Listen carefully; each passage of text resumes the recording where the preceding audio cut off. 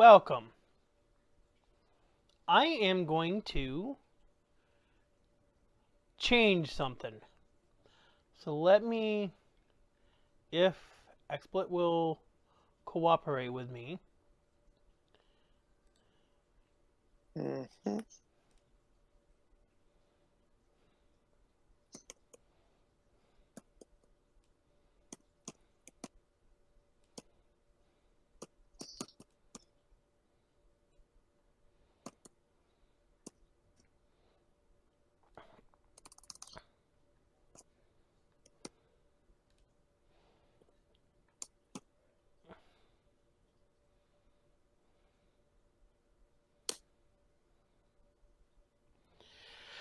Did I?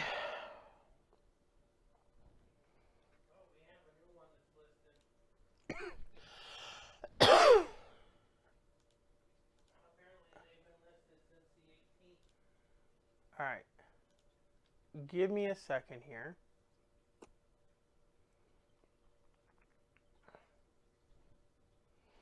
You can hear me, right, Phoenix? Loud and clear. I just need to log in. I need to change the audio to my TV and put it on my headphones. Because Verification. I thought I put the...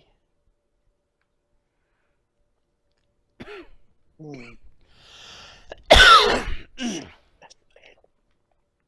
it is. Bless you. That wasn't a sneeze, that was a cough. Even so, bless you. No, you don't say bless you for when somebody coughs. Okay. Oh, hi, Tara. Sorry, I didn't see you. I was just busy logging in. Alright, I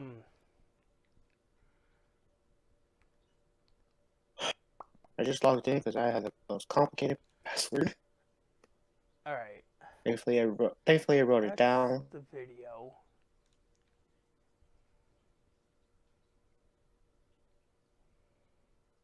And there should be for the logo.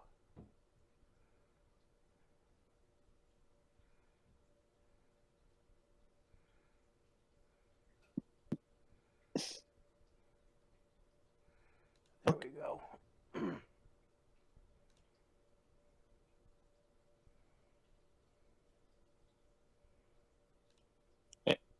I mean, I don't know Cooch, to be honest.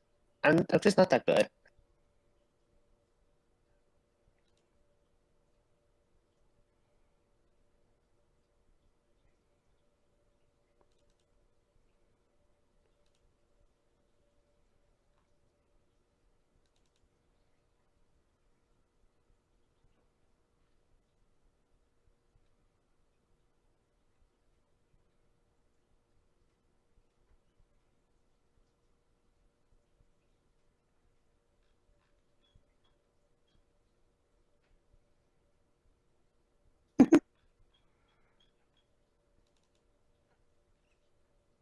Huh. Do I have it on this PC?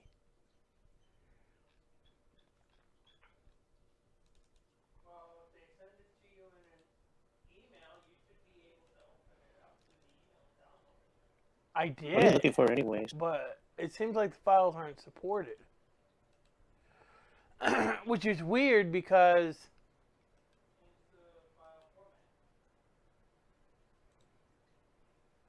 Oh, I gotta extract the files.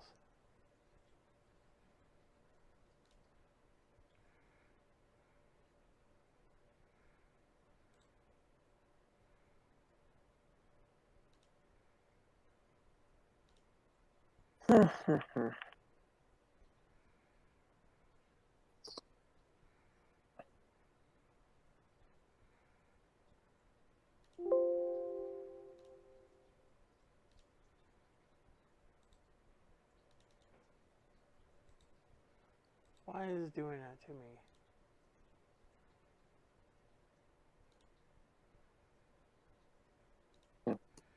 No.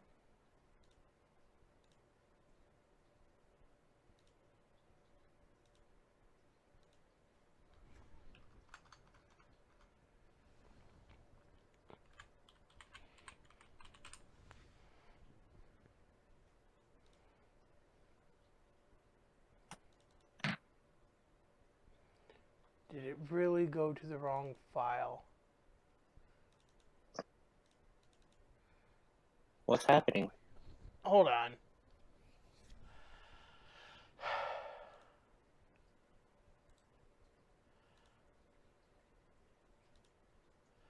Alright.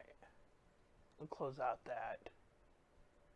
And then we're going to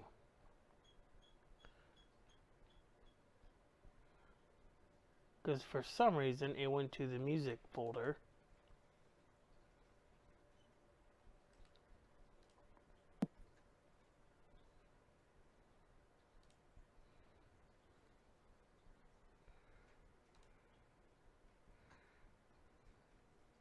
There you are.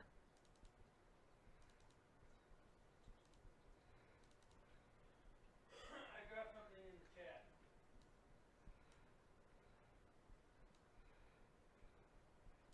Alright, let me crop it.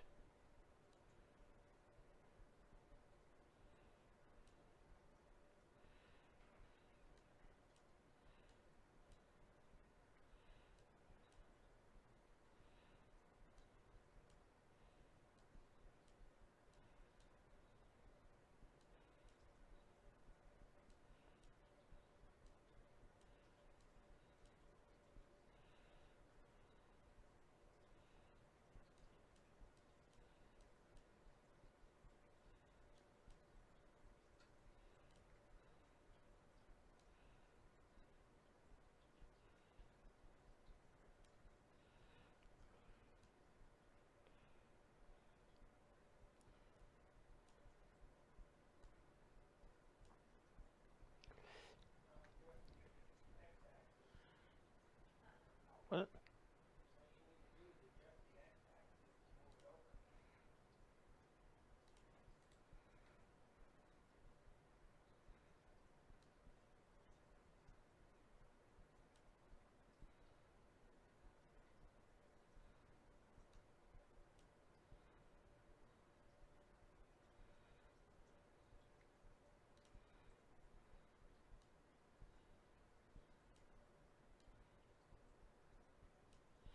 There.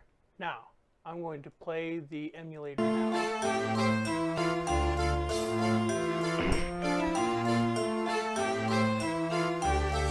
I'm going to have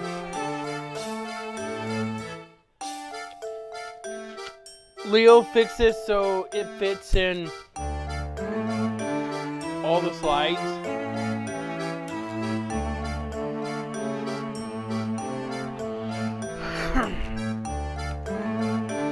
Or we could fix it so I can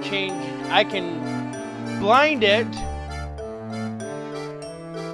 one logo, and just so my logo shows up whenever I stream. I don't know how we want to do that yet. So let's hit continue. No new game.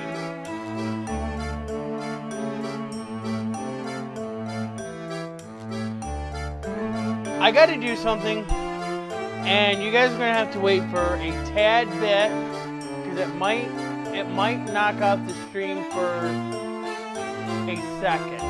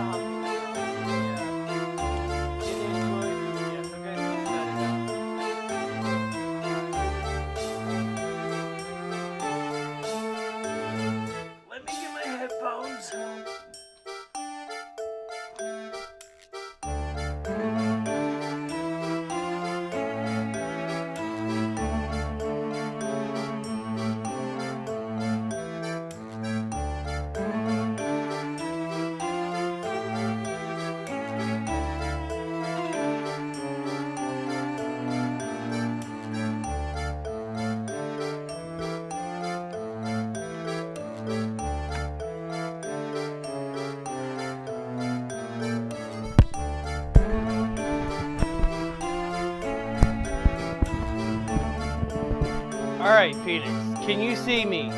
Or can you hear me, I mean?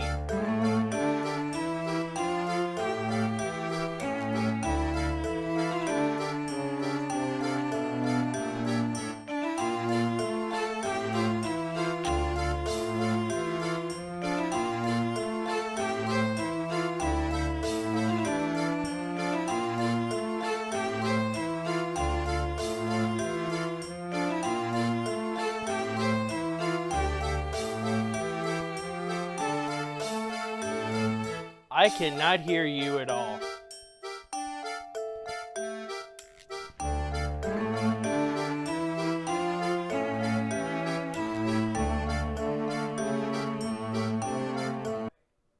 Phoenix. Nobody can hear him, right? You're on my other TV. Why are you there? Let me fix that.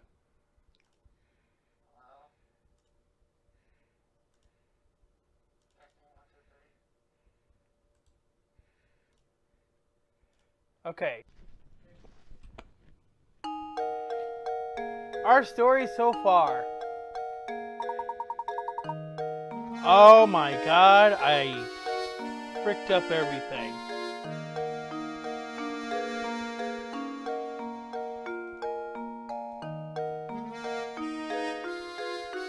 Okay, now it's back. Okay. After witnessing Raymond's abduction before their very eyes, Luke and Professor Layton are shocked to see him return to Reinhold Manor on his own.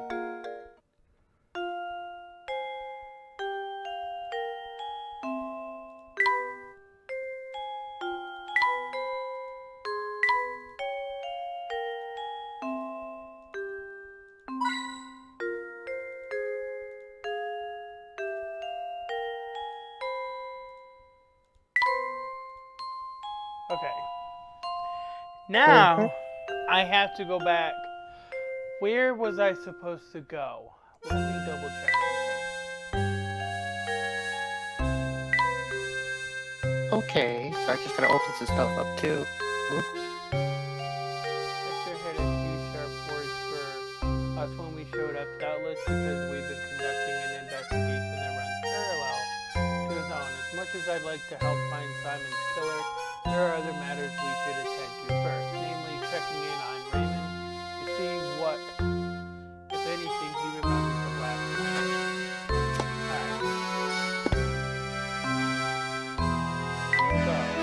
Okay, I gotta open stuff.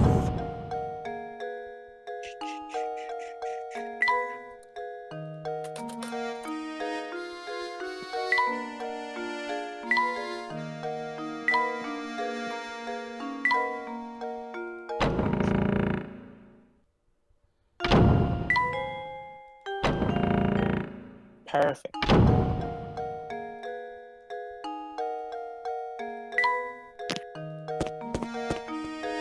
Okay.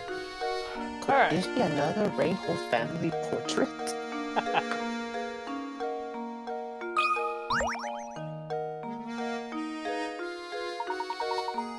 Good day, Raymond. How are you feeling today? Fit as a fiddle now, Professor. Perhaps even as vivacious as a violin. Oh,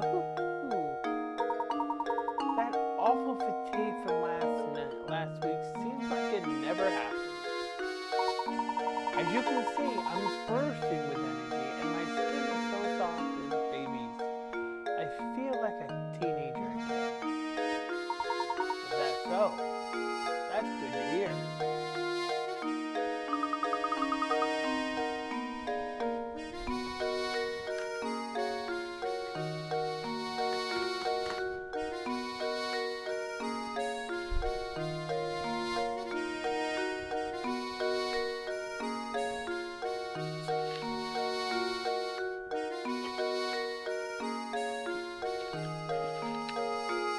You are reading those lines, right? Which one? The one that's on screen.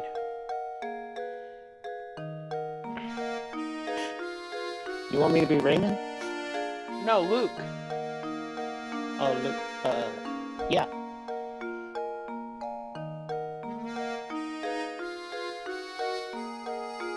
Okay, I'm waiting. Oh, wow, this stream. Oh, wow, hold on, let me refresh because I'm behind for some reason. Yeah, just refresh it.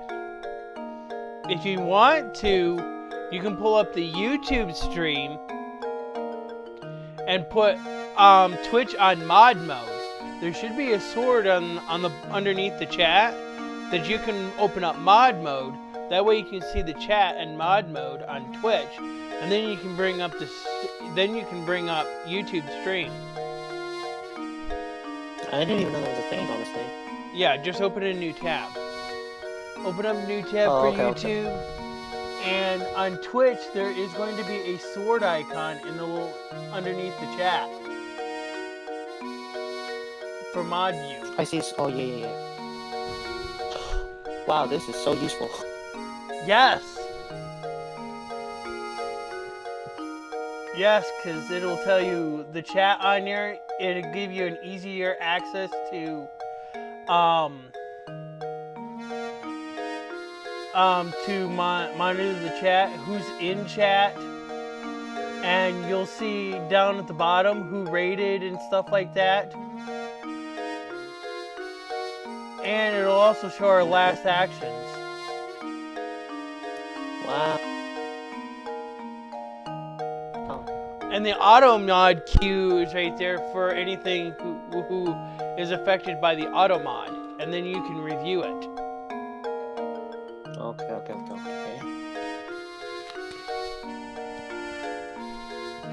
If only known about. Damn. Better late than ever, I guess.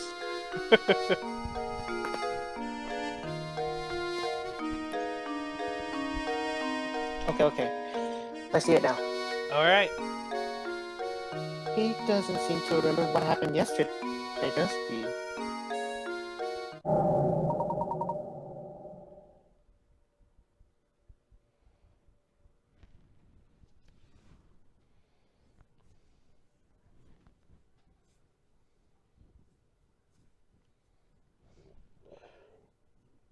That is also your line. Oh, damn, I'm still trying to get used to everything.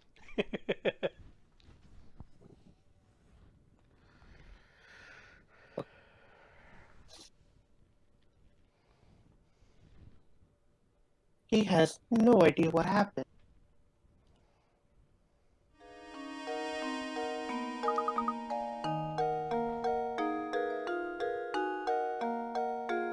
So what's our next move?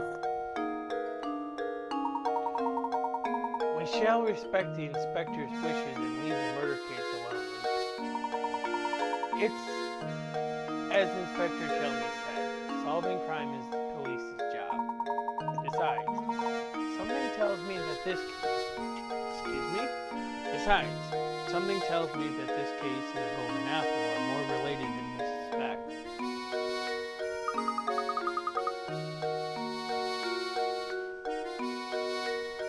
That's the intuition of yours, Professor. That's the intuition of yours talking again, isn't it, Professor?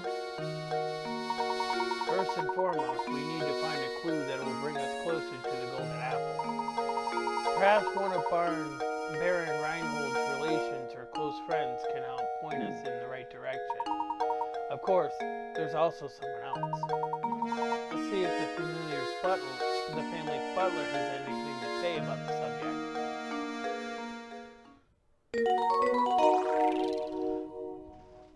It's finally time to start the search for the Golden Apple. Explore St. Mystere for clues. I'll be right back. Coach says that my mic is breaking, so I gotta do something real quick. Okay.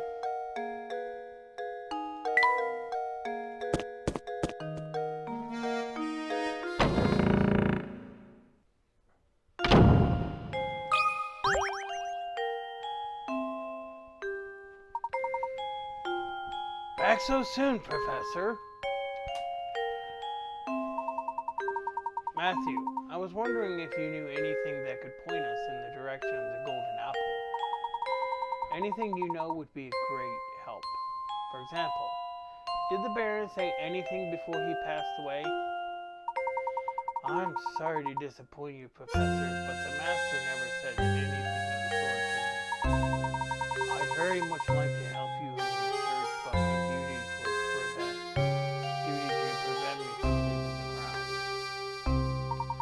If only Ingrid was around to provide some assistance. I beg your pardon, sir? Ingrid? It's been years since you left, but Ingrid used to work as a servant in the mansion. She was Flora's nurse, and she often helped me. Matthew! Yes, madam, I'll be right there. If you're curious about Ingrid, I'm not safe for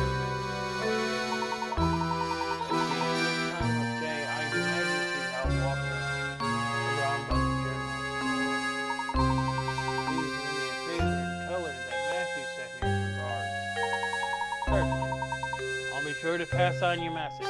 Thank you for all your help, Matthew.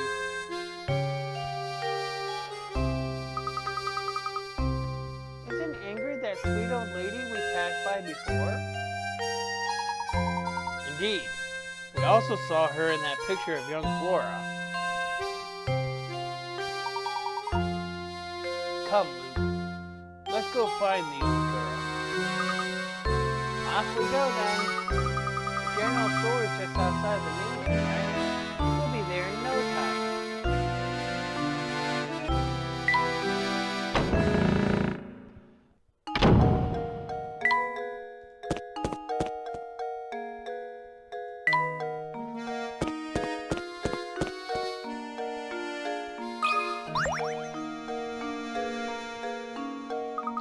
Oh, goodness me. If it isn't Mr. Layton, was it? The name's Layton, madam. That's right, Mr. Layton. What can I do for you, sir? Earlier we were talking with the butler at Reinhold Manor, and he mentioned you used to work there. We'd very much like to hear anything you might know about the Baron. Heavens me, you want to hear about the Baron? I'm afraid the only stories I have are from when I worked at the manor, and that was ages ago. That would be ideal, ma'am. Would you mind telling us one? Alright, well, I suppose I could tell you a bit about the Baron and his former wife. The way Master Reinhold and his wife would carry on, they almost seemed to be like children. You never seen a man so in love as Master Reinhold was. When she passed away, Flora was all the Baron had to remember her by. So he raised that little girl with all the love a child could want. The things he'd bring home for her, toys from all over the world and teddy bears as big as herself. He was in high spirits in those days. He really wanted to give her two parents' worth of affection. So where has Flora gone? Your guess is as good as mine, sir. I have no clue where that girl went. She left the mansion after I stopped working for the Reinholds. Some say Lady Dahlia put Flora on the stoop to keep the family riches to herself, but that's nonsense. After all, the Baron cared about Flora so much. I can't imagine that he'd allow something like that. You know, you just reminded me. The grave of the Baron's late wife is located in the manor garden. I wonder who takes care of it now. The Baron's former wife is buried in the garden? Thank you, madam. You've been extremely helpful. Luke, let's head back to the manor. I have a hunch that the grave might hold the clue we've been looking for.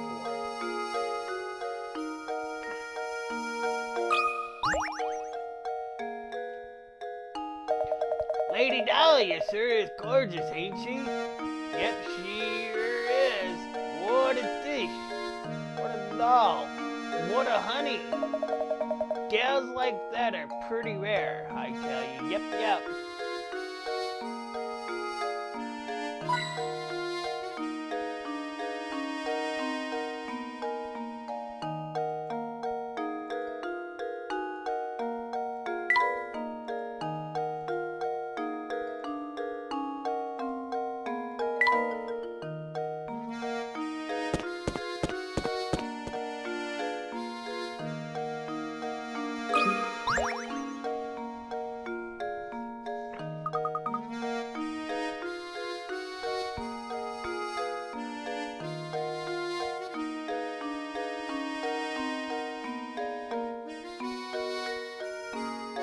guess Phoenix is gone for a bit.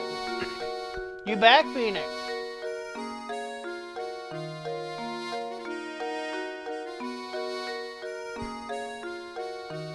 Still working out? I hear you. You're not breaking up like you were. Okay, that's good. Okay. Hmm? Oh, look, it's Matthew.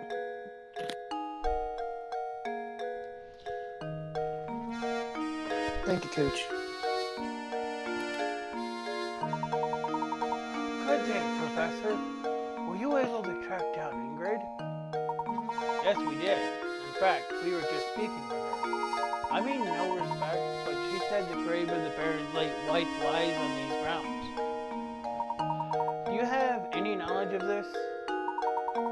Lady Violet's grave, sir? I was just about to visit it myself. Would you mind if we come along to take a look? Not in the slightest. What's this way? Here's the entrance, sirs. Please watch your step on the way.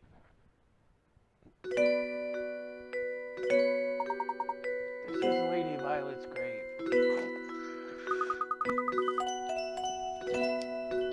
Coach is telling you to lower the game volume a little bit. What's that? Coach is telling me to tell you to lower the game volume a little bit. The game volume? He said lower it a little bit, sounds too loud. Alright. I got you, Coach, don't worry. Okay. Gosh, this place is really nice. It's not creepy at all. The late Baron, rest his soul, told me to keep this place in proper order, and I've tried to do so. Here sleeps Violet, my one true love.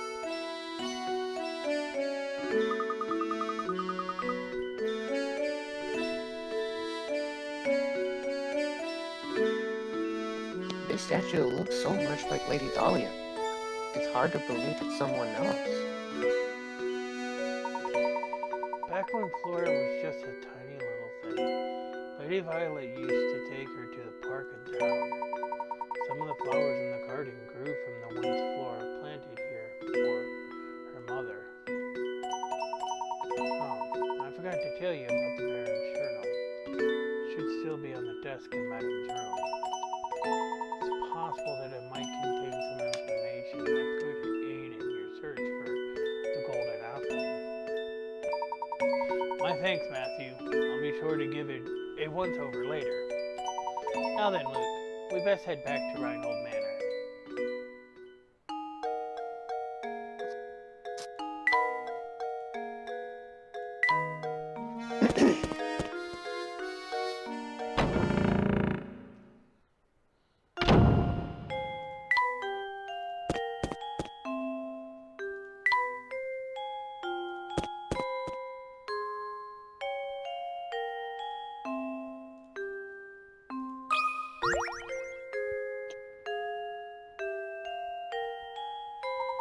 This must be the journal that Matthew spoke of.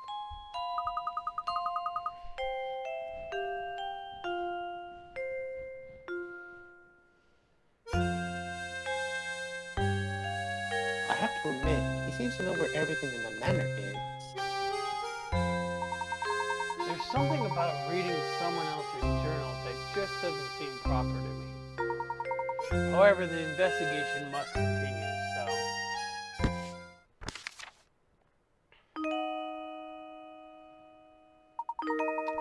The craftsmanship of it simply is remarkable. It reminds me of sweet Violet when she was alive.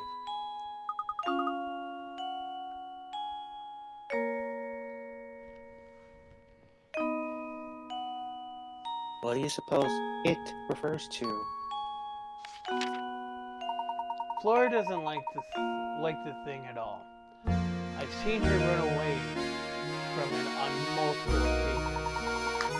Recently, she spends more time playing by dear Violet's grave than anywhere else. I'm sad to say I doubt Flora will ever think.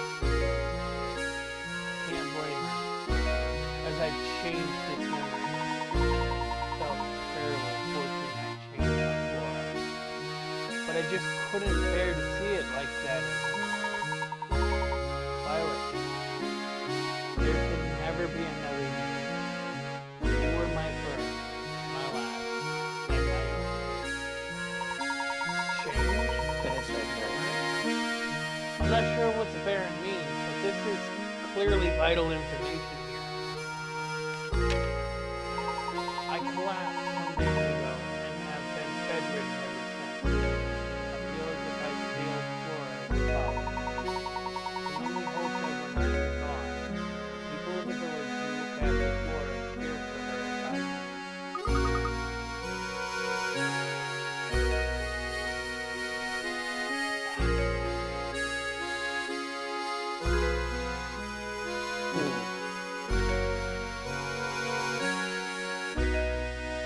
He must be terribly ill. It seems I am now long for this world, and the time has come for me to say goodbye to my little Flora. I've left everything in Baron's care. Flora, I pray you find happiness in life. I disclose the location of the secret place in a note that I left with an old friend. It is my most fervent hope that the seeker of the golden apple finds it, grants my dearest wish.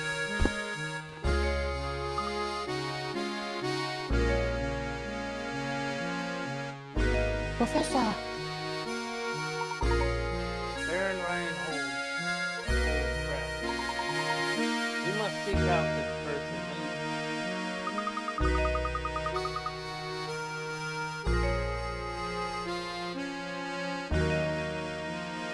But Professor, how can we possibly find that person with nothing but this journal to go on?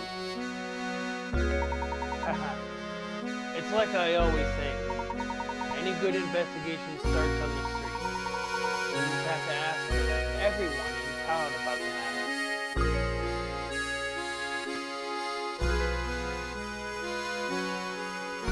What?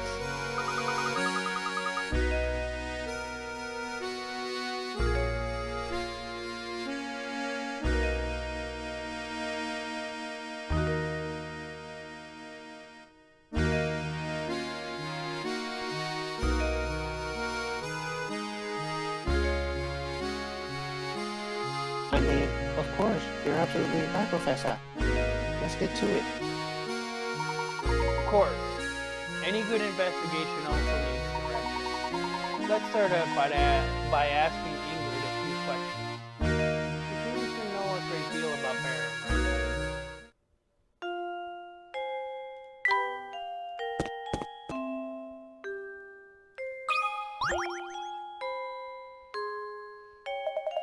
Oh, Professor, you just simply have to help me. I've got another puzzle on my hands I just can't solve. As a man of the world, you know there's nothing women find more alluring than competence. I'm counting on you, sir. Don't doom me to an eternal bachelorhood.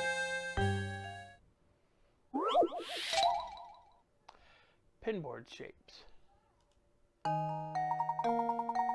The cross shape on the pin board below has 9 pins inside it and 16 outside it. Is that right? Alright. Remember that example, because now it's your turn to construct a shape on the board. Can you create a cross that has 17 pins inside it and 16 outside it? Feel free to make your cross any size you like. Really.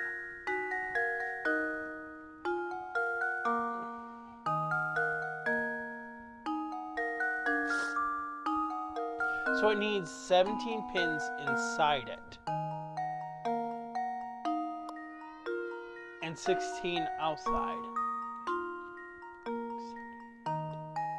Yeah, it's 16 outside. 6.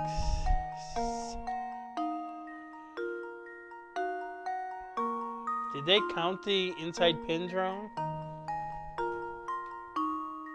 1, 2, 3, 4, 5, 6, 7, 8, 9. So it's correct.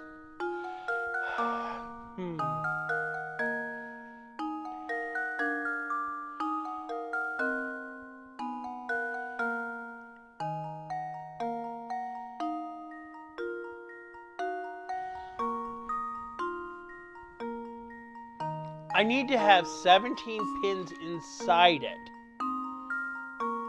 and 16 outside.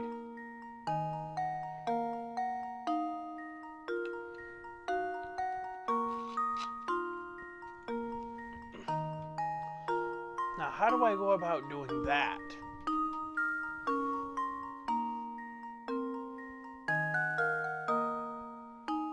Because it's clearly not counting the pins that is making up the cross.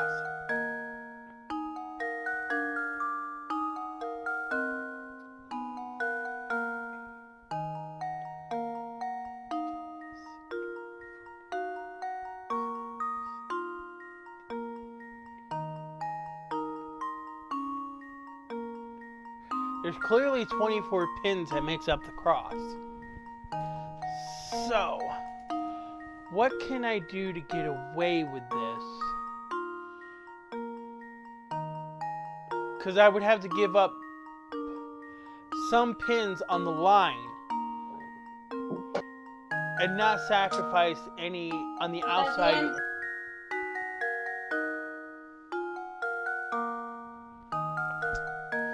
So,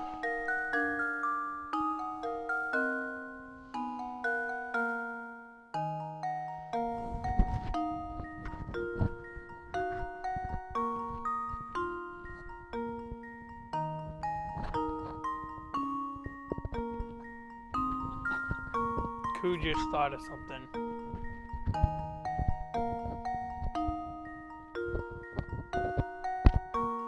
Okay.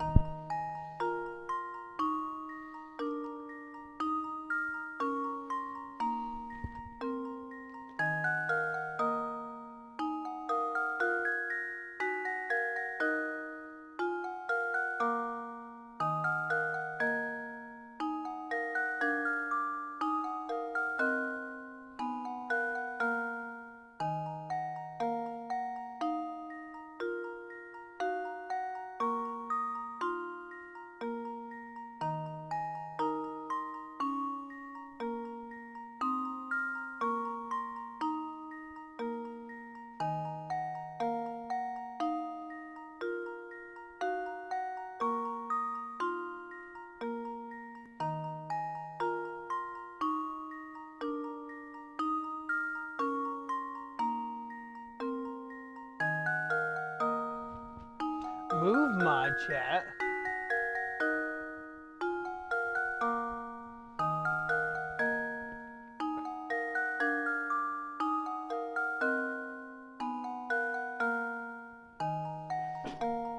Yeah, I'm still trying. What do you need to move? Did you just pull the tab? I'm trying to move it, but I'm just having difficulties trying.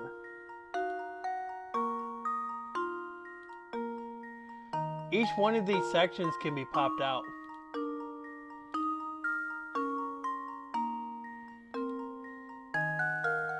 All except for the users in chat and channel actions.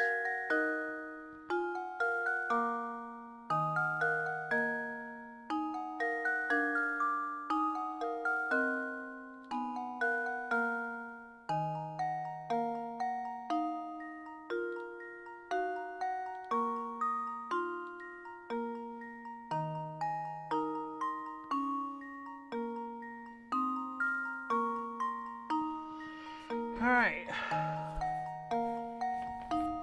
Wait, I got it now. Okay.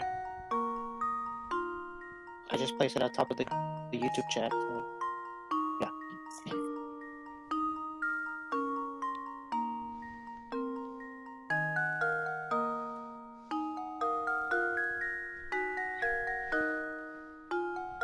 You can think of 4 pins from the shape that's on the outside. Well, that makes up the 16 on the outside.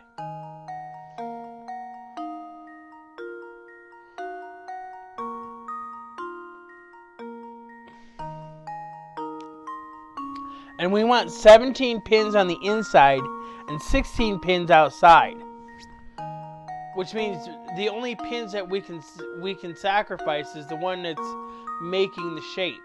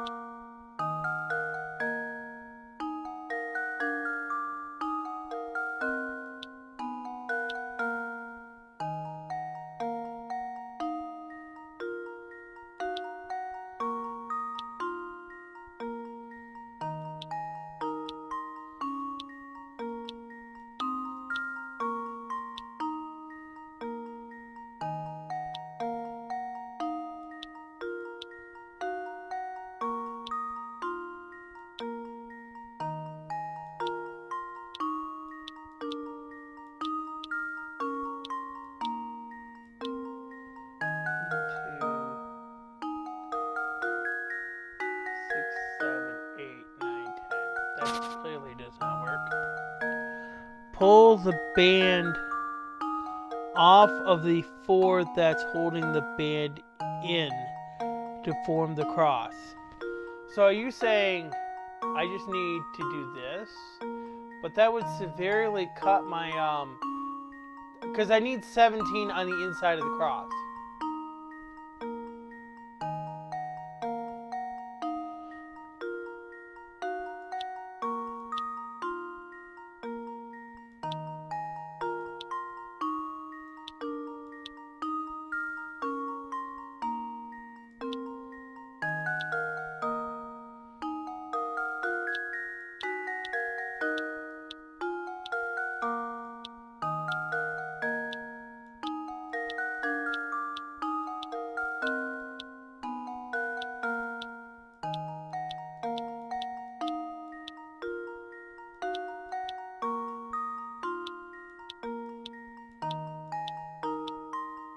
One, two, three, 4, 5, 6, 7, 8, 9, 10, 11, 12, 13 pins. But that's still not 17.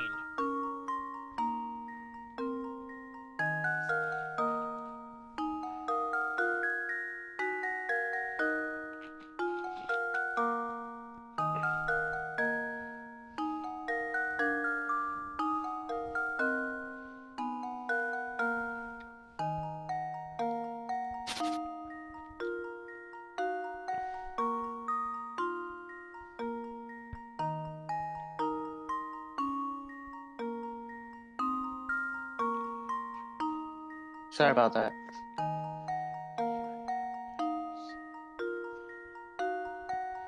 So you want a diamond shape? Okay, we still have to maintain 16 outside though.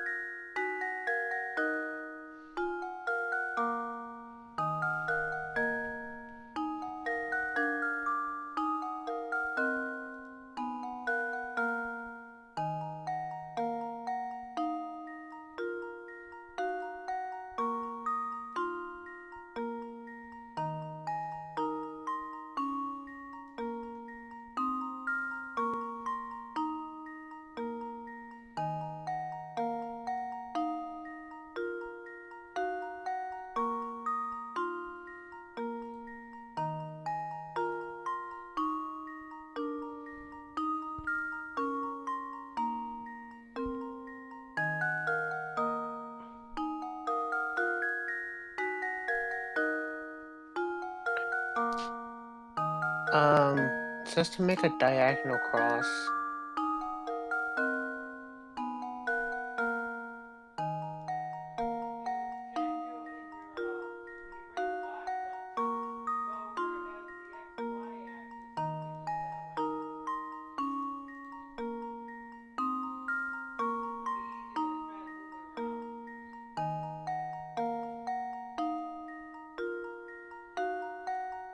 Like, you should make like a big old X.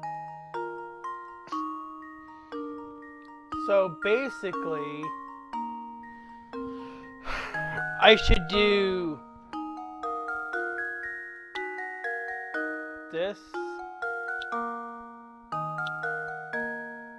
Yes. Go down. There, right there. And go This way? down, left down. The other way. Left, yeah, there. Then go all the way down.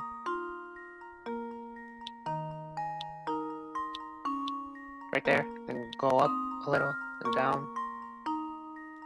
Then go up all the way. There. Then go left here. Then go up. Then you go all the way up. One, You go down. 2, 3. No, the other way. 4. No, not there. Wait, what did I do? You put it in a straight line. You're not supposed to go straight. No, right there is right. I meant the other one. Like the very top. Oh, that. Okay. Yeah, here's fine. You just need to get rid of that line. Here. Okay. 1, 2, 3, 4, 5, 6. Yes, there you go. 7, 8, 9, 10, 11, 12, 13, 14, 15, 16. So 1, 2, 3, 4, 5, 6, 7, 8, 9, 10, 11, 12, 13, 14, 15, 16, 17. There we go. Every puzzle has an answer. Yay, we got it. That's right. This puzzle is a cinch once you figure out that the cross needs to be placed diagonally on the board. Sometimes the only thing you really need to solve is a puzzle, is a little creative thinking. So, back when I was in elementary school, in kindergarten, they had a class called Rosner. And I'm very surprised that I still remember it. We had to do pegboards like this, putting rubber bands around pegboards and stuff, creating odd shapes, letters, and stuff like that. This is the stuff that we did. And it taught us critical thinking and stuff like that. They don't teach that no more. As a matter of fact, they stopped teaching that after I was in first grade. That was no longer a class. Wow.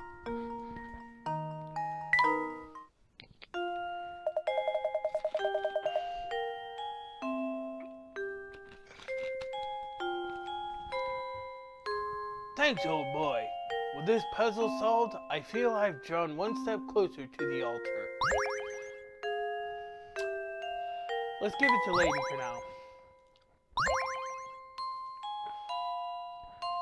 I will open this up.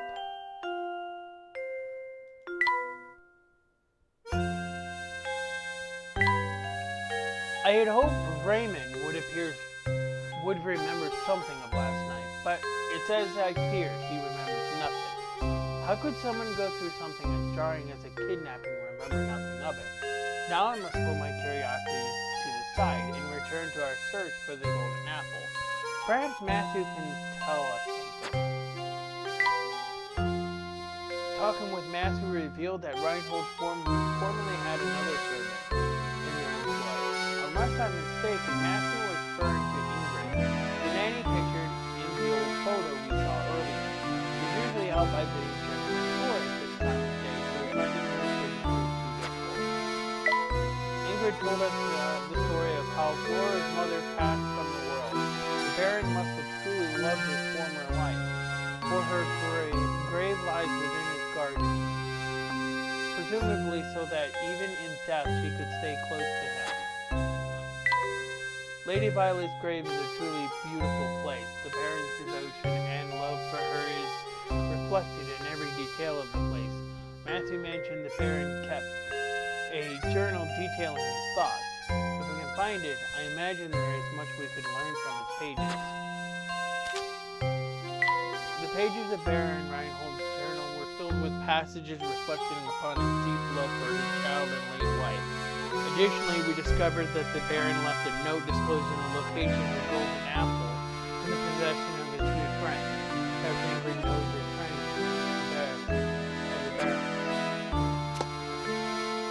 Alright. Well, it's better, but there's still much to be done. What workmanship? I wonder if it's tea time yet. This could be handy. One should always watch the time. See, Professor Layton still doesn't even have a bed. And I think at this point, Luke's room is pretty much completed. Except for a chair. I think that's the only thing that he needs. No, I want more.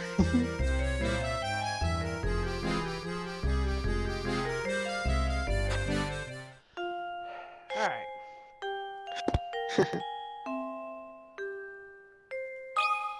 I got more than you.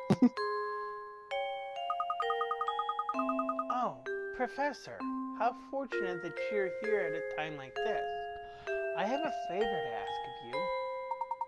Please, madam, ask away. I'm happy to come to your aid in any way I can. Thank you, Professor.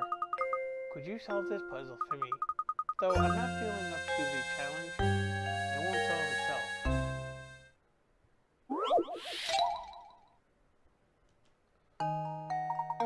A father and son are having a conversation. The father turns to the son and says, "You know, son, there was a time when your old man was twice the age of your mother. Of course, the next year, I was only 1.5 times her age. But still, it's pretty amazing, eh? The father's 44 years old. How old is the mother?"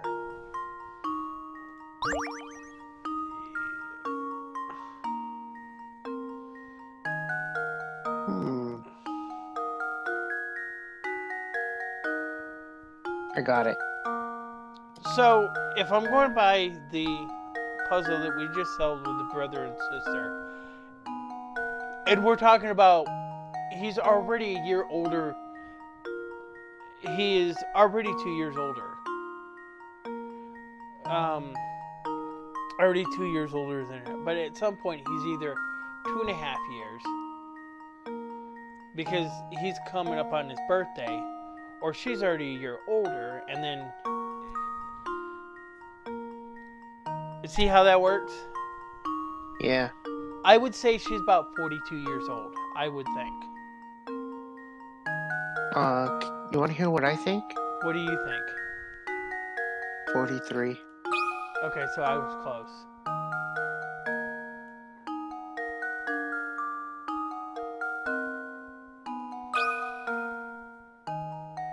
There we go. Critical thinking is the key to success. That's right, the mother is 43 years old. When the boy's father was 2 years old, his mother was 1. The next year he turned 3 and she turned 2. When you realize this is the only combination of ages that yield the ratios mentioned in the problem, everything starts to make sense. What a relief! I can finally stop thinking about that silly puzzle. You have my thanks. Let's put it in Layton's room for now and see how they both react to it.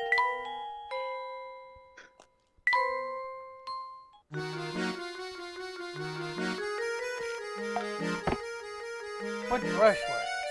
A room isn't complete without a little art. Let's see here. I guess the painting's not good. What do I know? Definitely a Layton thing. Do you see their happiness meter here? I think this is going to spike once I get a bed in here. Most likely, yeah.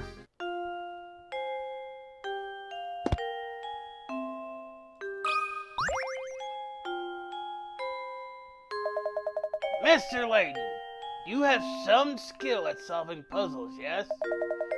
I once cracked a case by solving a puzzle left behind on a note I found hidden at the crime scene. Let's see how you fare against it.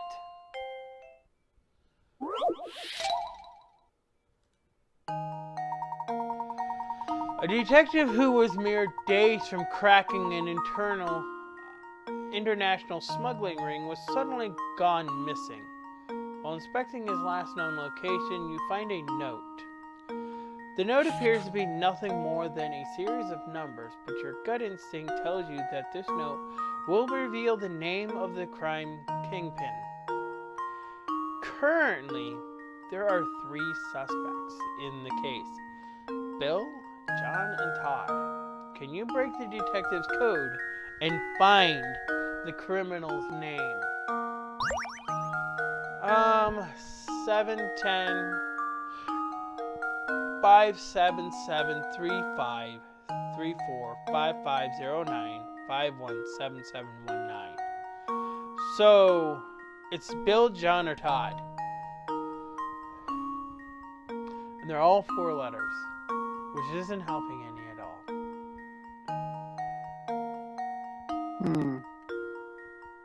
What do you think this is saying?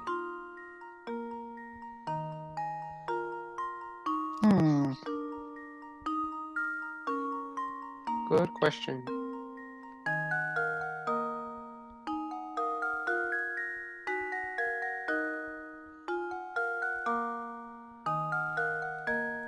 Good question? Just wondering who's gonna be the boss. What's that? I think it's just asking like if we can break the detective's code and find this criminal's name. Yeah. So that's kind of what we need to do. Because apparently, the name of the boss is in there.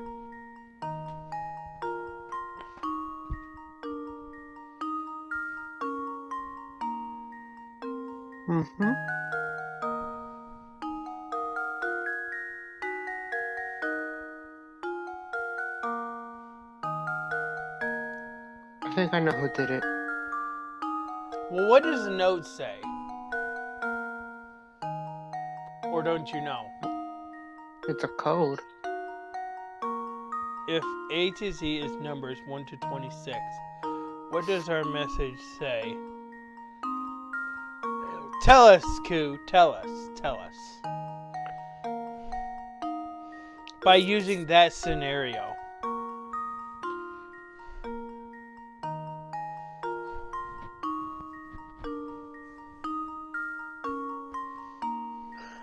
Oh, I think she wants us to look for these numbers in alphabetical order. No. What she's saying is you assign a number to each one of the letters. We have 26 letters in the alphabet. Oh. So, like A is 1, B is 2, and so forth. Yeah, that's what I'm saying. So, what we're going to need, which I don't think that's how this puzzle is solved.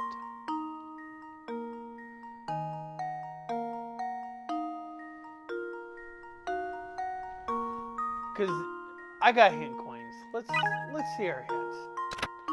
Here's a little pearl of gumshoe wisdom. The best way to understand something isn't to study it intently from one perspective. Instead, try to approach the problem from a variety of angles. When you feel like you've seen all there is about a case, sometimes upending everything can give you a new view on matters. Have you ever considered upending your DS? And hold your DS upside down and take another look at the note. Do you notice anything about the note? So, I can't really turn it upside down, but it says, Bill is boss, he sells oil.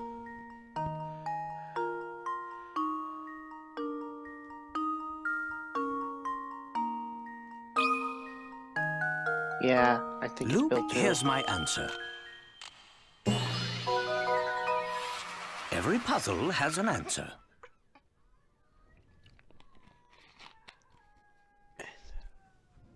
basic idea. I don't think you would have found anything by going that route. And that's right. If you flip the note upside down, you'll notice that the numbers resemble letters and that those letters form legible sentences. The message recorded there is Bill is boss, he sells oil. Wow. Which is actually the most cleverest thing on there, because those are actual numbers. It's like flipping over a calculator. I was gonna say that. That is so clever. Yes. So...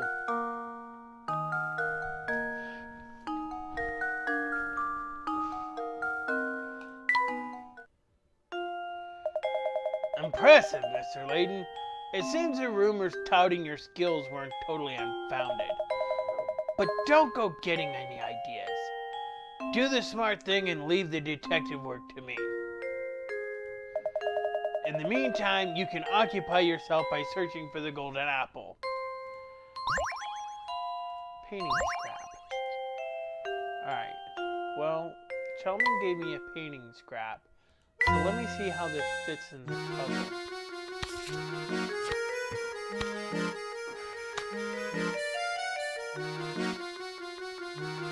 How does this fit?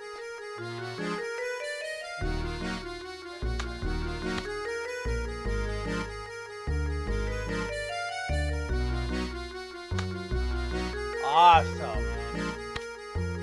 So how does this fit again?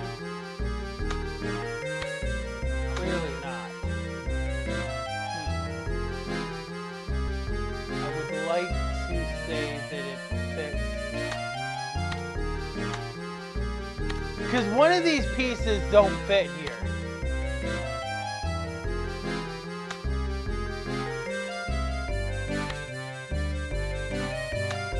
This piece don't go up here. I guess you just have to wait till you get more pieces, I guess.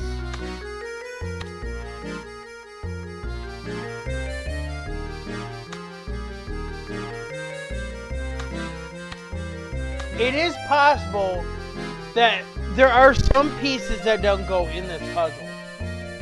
But I think that's correct.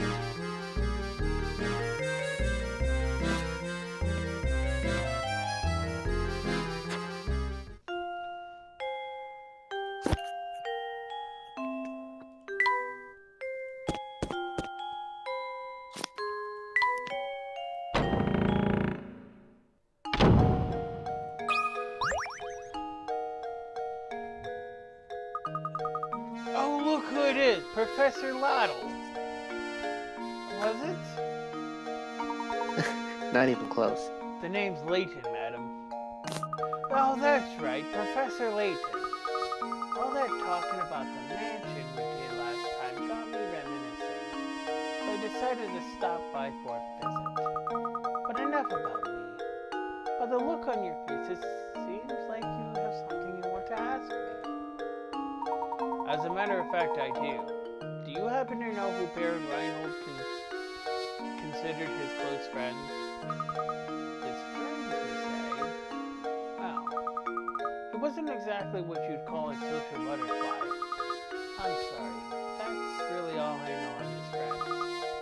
Oh, wait. I do believe I saw that sapphire fellow pay a visit to the mansion a few times.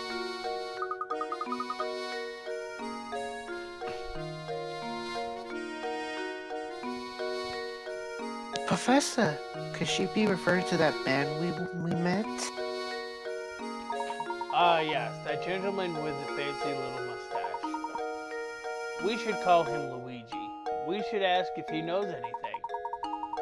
I would wager he's still hanging about the fork in the road just beyond the clock tower.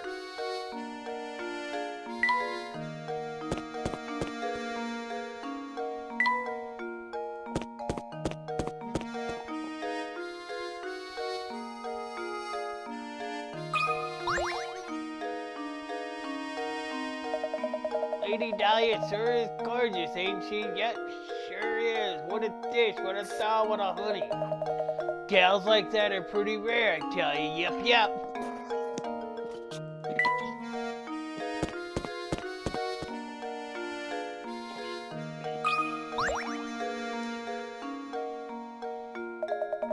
Nothing good can be said about that tower. I heard it's all sorts of scary. You should stay away, yup.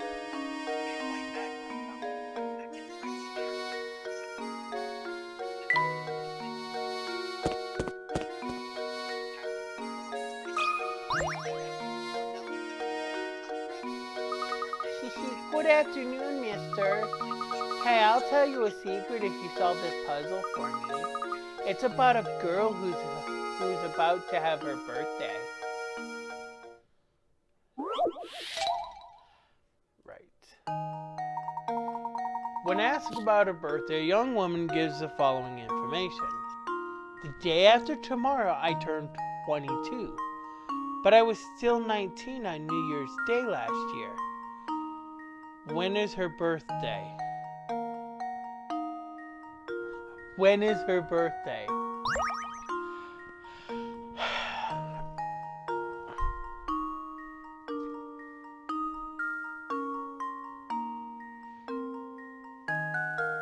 She was... So... Before you look this up, Phoenix, what do you think her birthday is?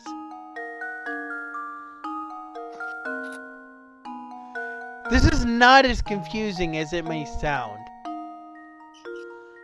Well, even so, I'm still confused. Really? So last year she was still 19. But in 2 days, she's going to be 22 years old. And she's now 21. 21? Okay.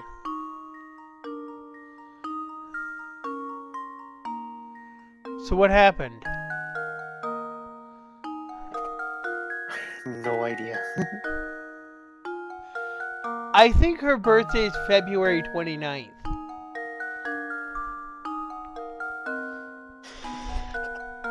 Okay.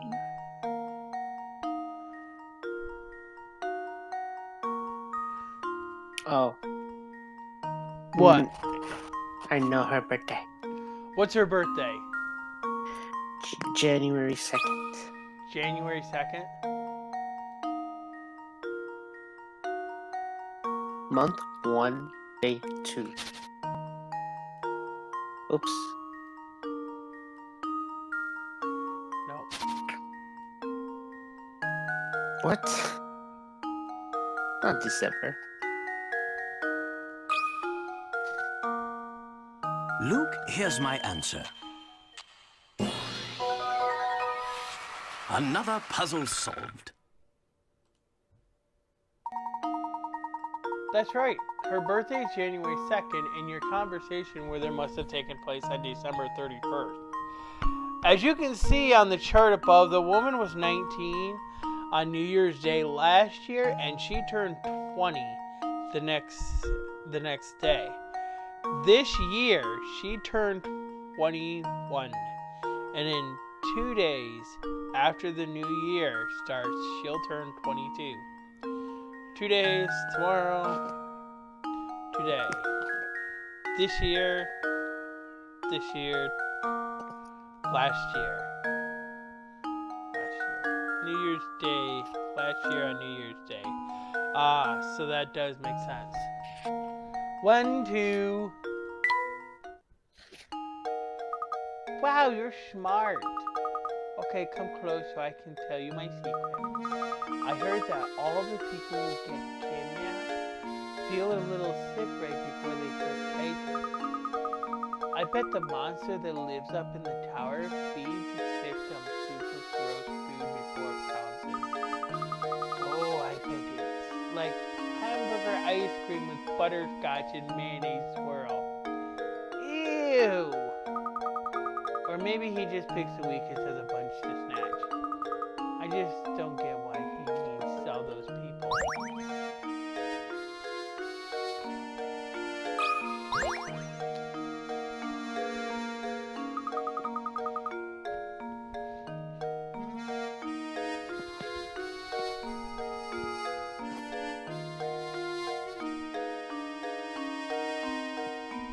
That cat and mouse seem to get along pretty well, don't they?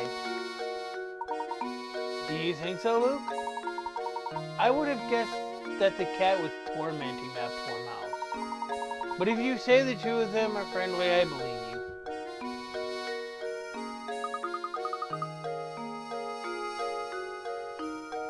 Of course, if it has to do with animals, leave it to me.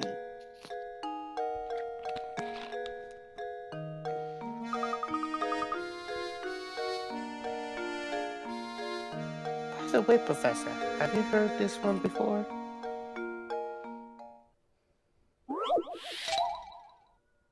What's E?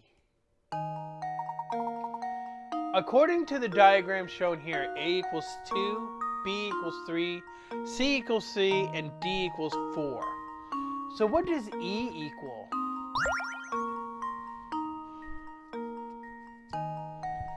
Oh great, this feels like a math. Well, I would say no. Oh, I say yes.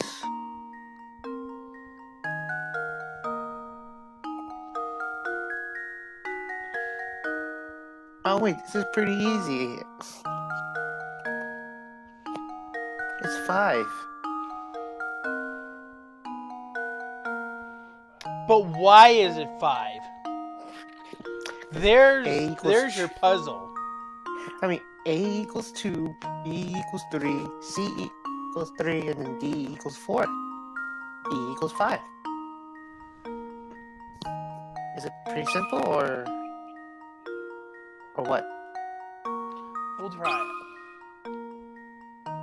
Luke, here's my answer.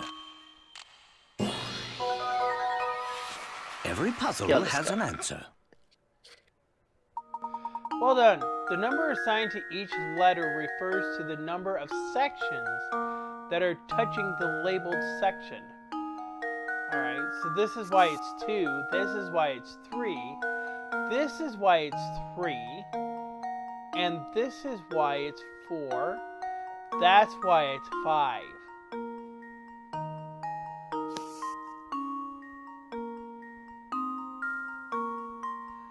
This one has nothing. This is the only one that's not being touched by a letter.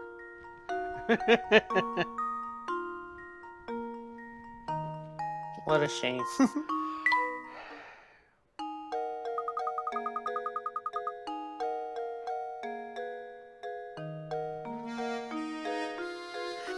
Gosh, I was sure I'd come up with a really good puzzle, but it was still too easy, I guess. That was actually too simple. It is.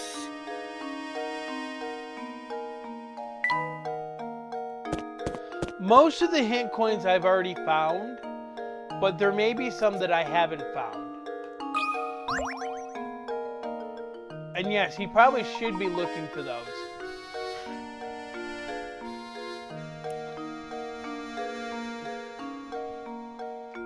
Close friend of the Baron.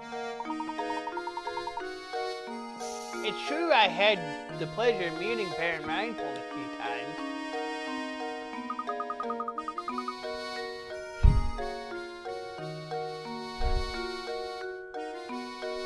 How do you pronounce his name again? Zapone? Okay. Mr. Sapone. You didn't happen to be good friends with the Baron, did you? Me? Oh no, I was nothing of the sort. Can you think of anyone at all who was close to Baron Reinhold? No, I didn't really know him. Well, there was that one possibility. No. Wait, never mind. I'm not sure.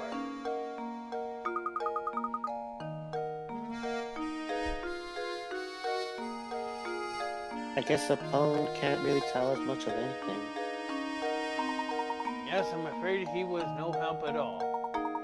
I suppose that means we're back where we started. But at least we can be sure that this close friend we're after is a resident of St. Mystere. We mustn't give up, Luke. Let's continue to ask around.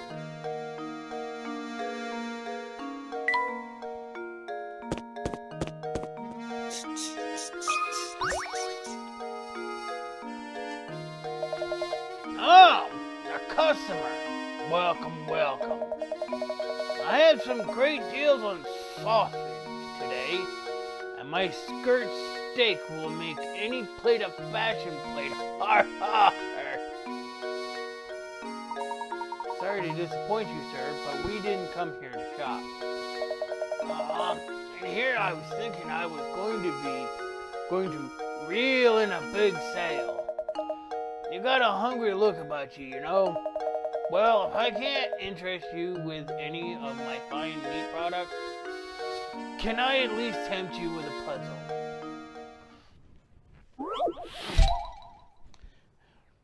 I'd rather have meat. Somebody ate the butcher's sausages. Here's what the four boys have to say.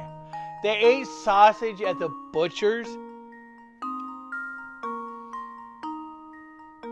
I question the quality of the sausage. Was it cooked or was it raw? A. B ate the sausages. B. D ate them all up. C. I didn't eat them, no way. D. B's totally lying.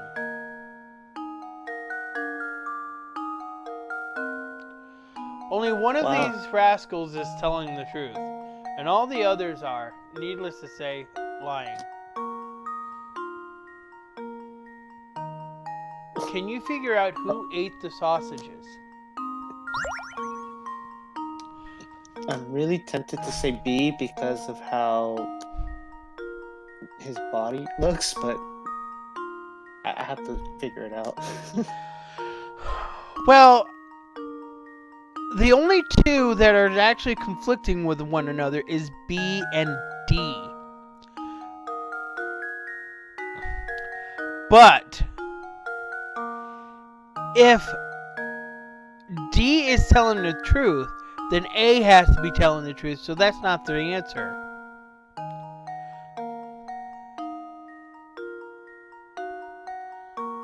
I say a C because C didn't accuse anyone. So who ate the sausages? It's C. But he said I didn't eat them. A, B, and D both accuse anyone, but C did not. But there has to be three liars. Only one of them is telling the truth.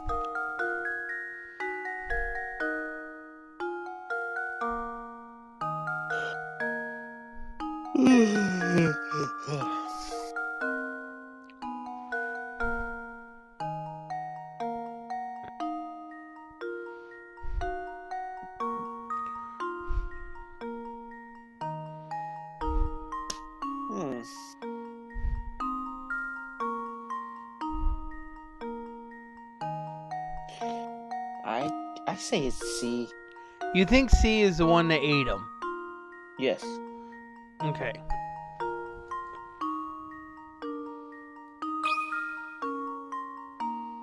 That should do it. Every puzzle has an answer.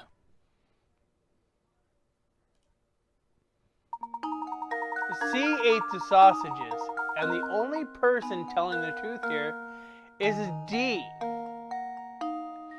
If you assume A to be the culprit, both C's and D's statements must be correct. Choose B, and the other three boys' statements must be true. If you make D out to be the criminal, then what both B and C are saying must be true. None of these possibilities fit the conditions set forth in the puzzle. Wow, this is so confusing. Hey, you're pretty good at this. As a bonus for solving my puzzle, I'll throw in some gossip on her. Word is that somebody lives in that dark, grimy tower. You'd have to be one old duck to want to live in that old, moldy wreck of a place. Flower vase. Let's give it to Layton for now.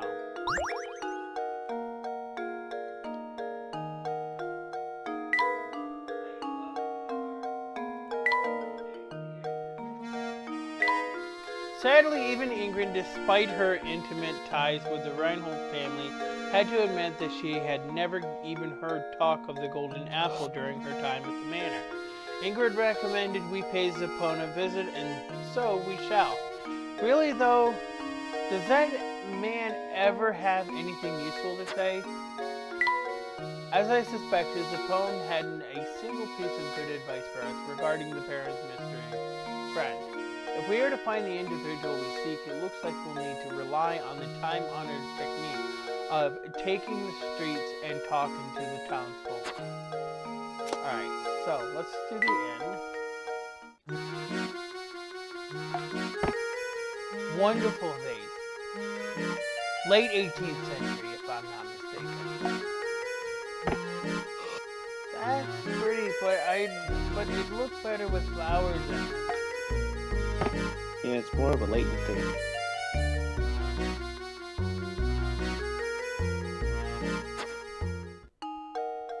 Poor Layton, he has to sleep on the floor.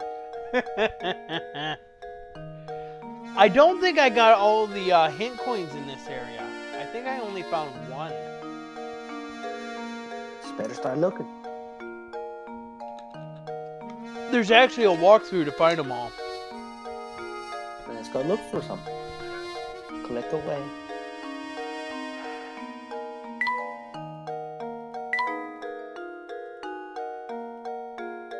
Oh my god, I am so tired.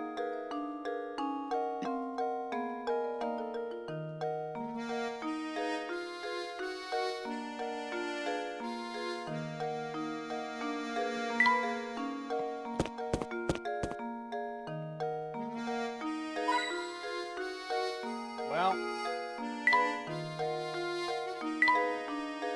yeah, you found it. Not a soul lives here.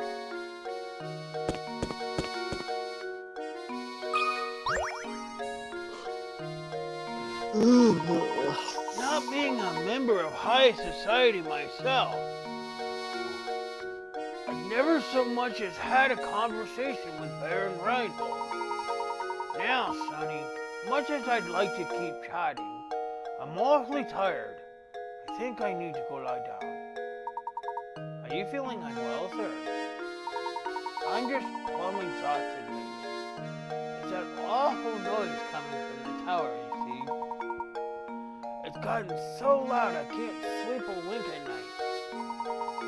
Do you know what's causing the noise? It's just a rumor, but I heard that every time that sound rips through St. Mystere, someone disappears. They say the ones who go missing are people who've been talking about feeling tired. But those who disappeared are back before you know it, so it's probably just a load of poppycock.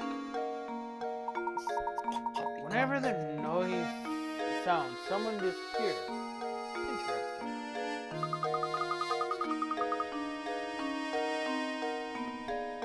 Do you think this particular sound has anything to do with the strange old man who abducted Raymond? It's certainly a possibility, isn't it? But why would he release his victims after going through the trouble of kidnapping them?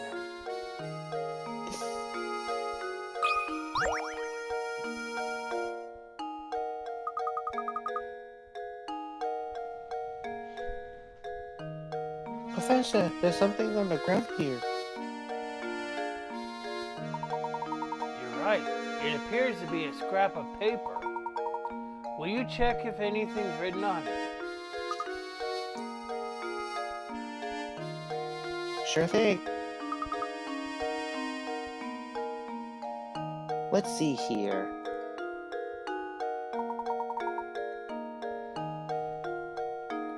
The boss complimented my latest model today.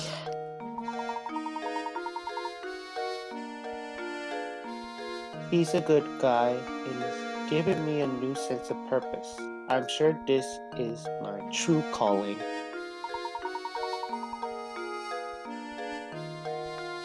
I want to perfect my skills so I can repay the man for his generosity.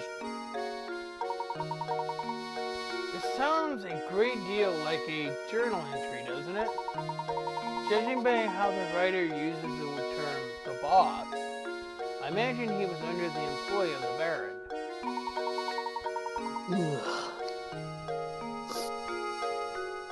I've constructed models to fit every situation, just like the boss asked me to do.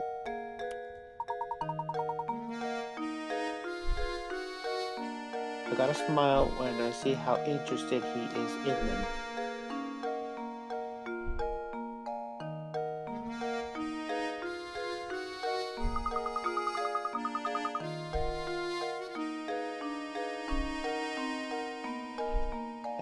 That's the end of the entry. Do you suppose this person made some sort of models for a living?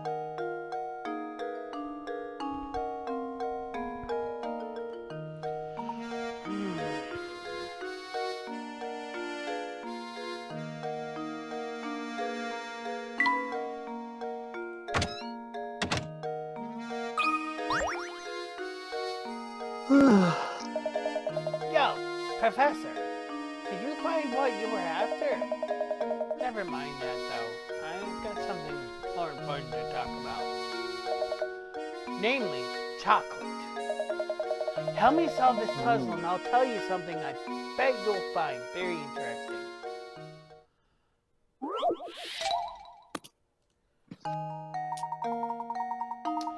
You have a hankering for chocolate. So you buy a huge sheet of 30 chocolate squares. The sheet is 5 squares long by 6 squares wide. You can only break the chocolate at the lines that runs between squares.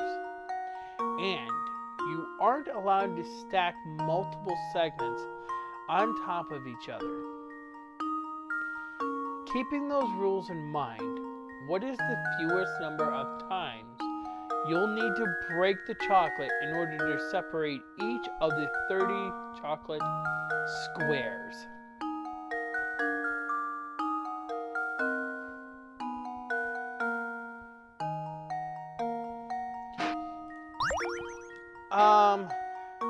What is the fewest?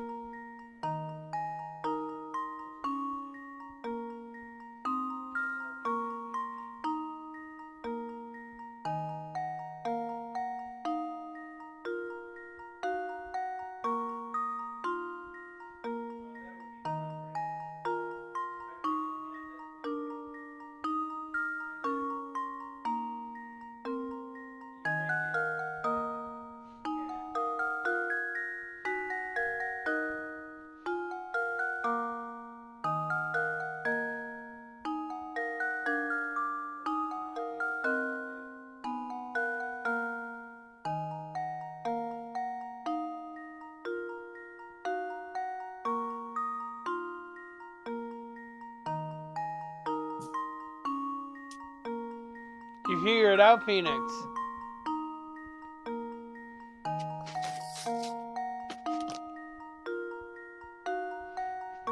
Ooh, chocolate.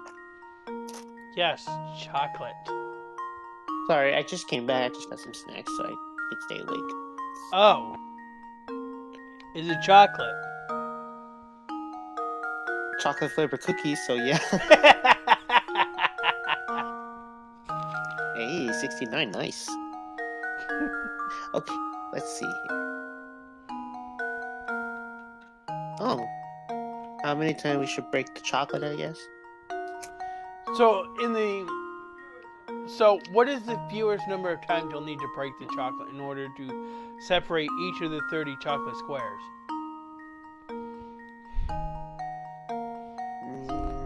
Okay.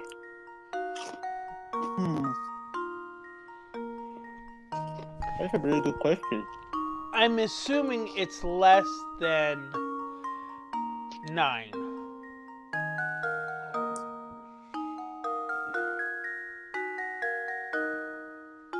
Okay.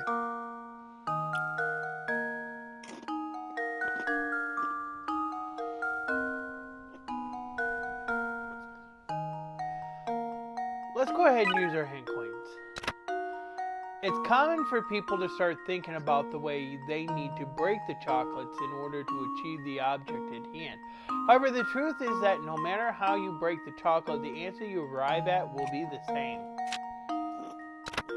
Split the sheet of chocolate and you get two segments where there was only one before.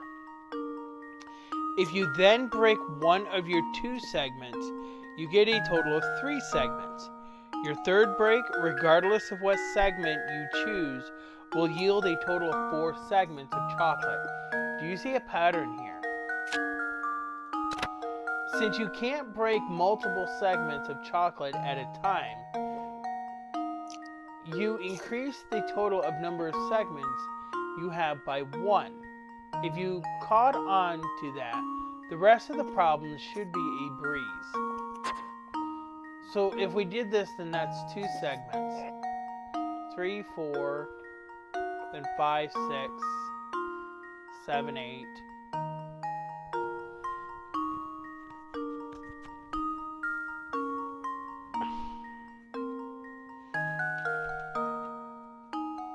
$29. You think it's 9? $29. Oh, 29.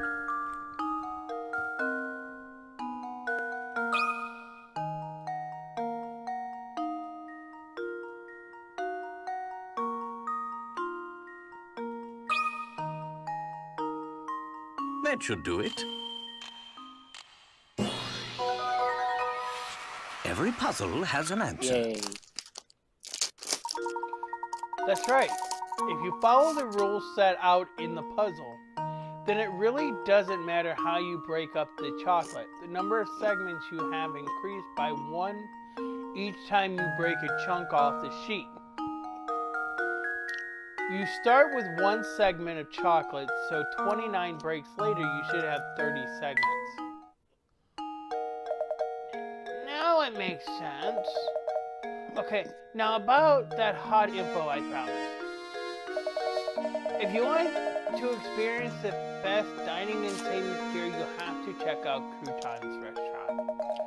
Everything he makes is YUMMY. Don't even get me started on the stews. You have to try it yourself. I'm gonna put that in Luke's room.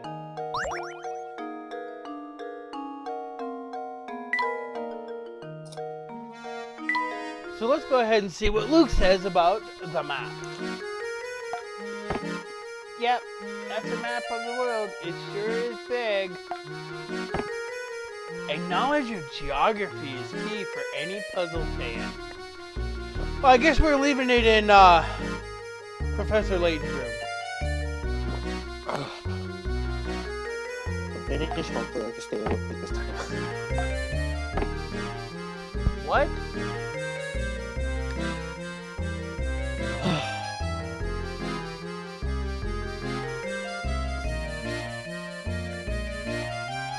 Hopefully I can stop You yawning. said something back there, so what? Oh. I said I just finished my snack, so hopefully I don't yawn again. Okay. Alright. I'm going right now.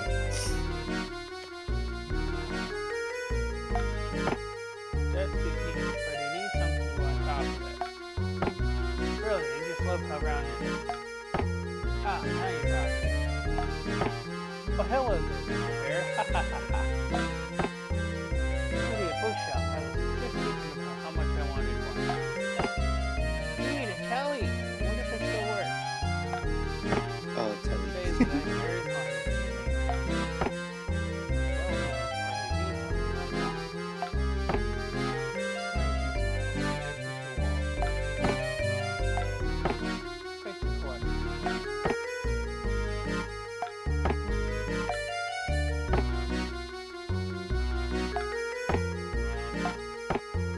Well, I guess I guess Professor Layton's happy with everything there. And I figured out that everything that Luke has got, he's happy with.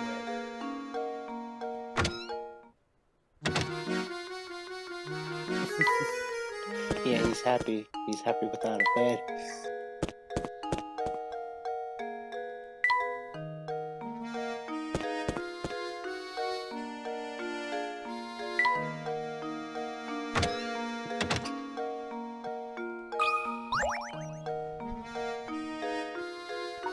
Since you've come to the town hall, I strongly advise you to follow town procedure and solve this puzzle.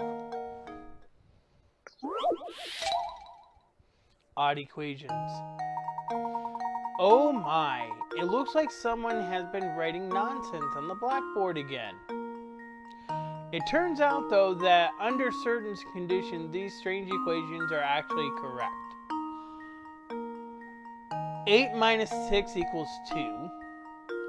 8 plus 6 also equals 2. Assuming the above to be true, what does 7 plus 6 equal?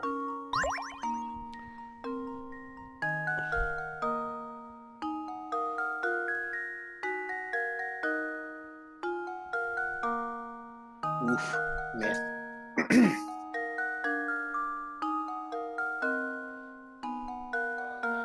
I got it. 2, right? It's 1. A 1. Yes. One. Yes. Because that would mean that 2 to 6, 2, it just needs 2 to 8, and then 1, yeah, okay. So that should be correct.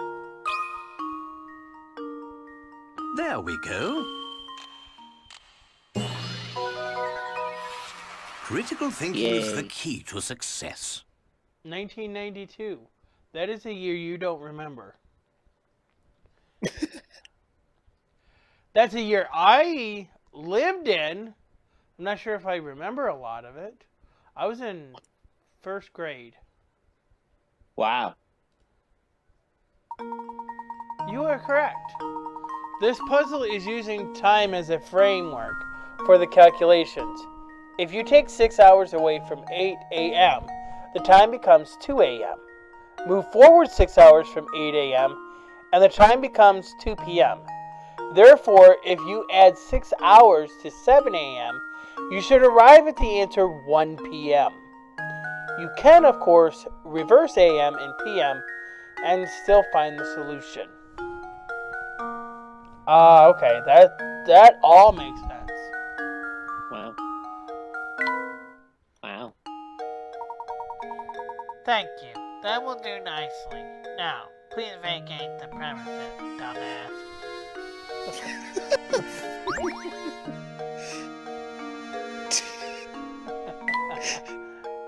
Oh my god.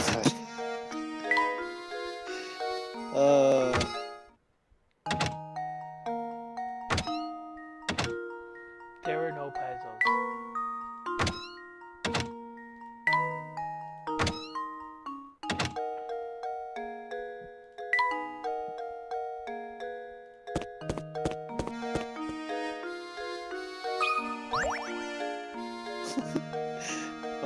I don't know why that was funny.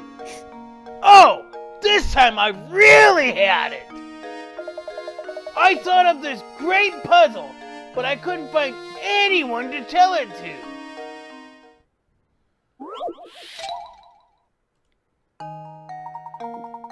You have at your disposal a large number of tiles like the one shown below. If you were to take these tiles and try to make a square, what is the fewest number of tiles you'll need? Well, the tile is 10 inches by 12 inches by a half an inch.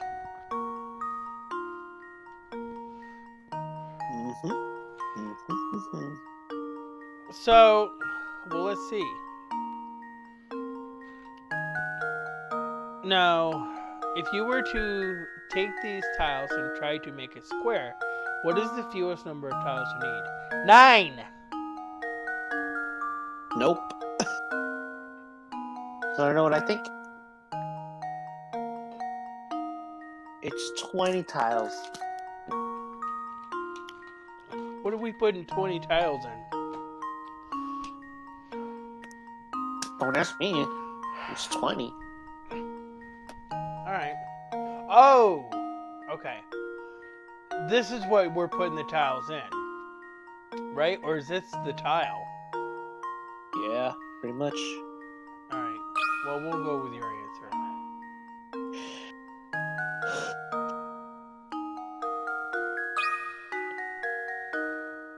That should do it.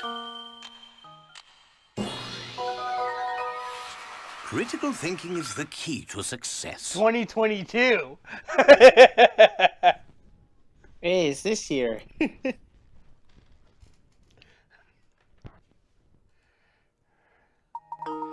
Good work. The key to this problem is realizing that the tiles have depth to them. Once you understand that you have a third dimension to work with, the rest should fall into place. Are you kidding me? You should have said cube and not square. This game is really out to get you. 10 inch by 10 inch by 12 inch. This game is cruel. Oh, come on! I was all ready to tell you the answer to everything. But no! You had to go and ruin it by answering before I said it was. Okay, didn't you? Didn't you? Have you ever considered the strong possibility that you might be a jerk? 'Cause I'm a jerk, you know?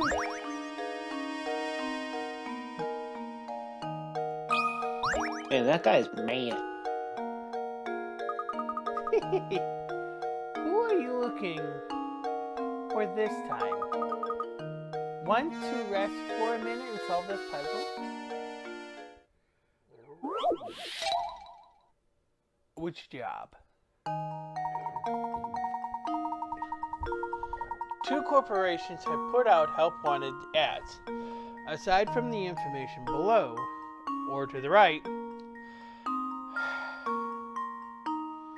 the two companies' offers are exactly the same. From a purely financial standpoint, which one should you work for? Company A will pay you $100,000 a year and give you a $20,000 raise yearly. Wow. Company B will pay you $50,000 every 6 months and give you a $5,000 raise every 6 months.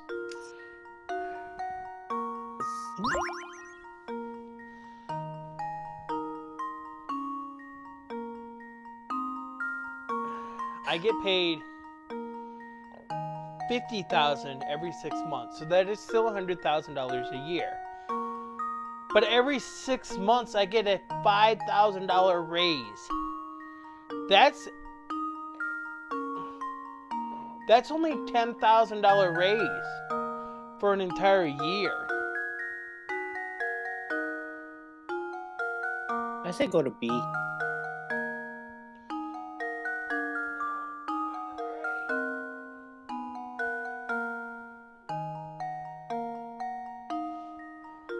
I say work for company B. You think so? Yes. All right. That should do it. Every puzzle has an answer. Next one. As seen in the image above or to the left, if you actually calculate things out, you'll see that the salary for Company B will always be $5,000 higher than the corresponding salary in Company A.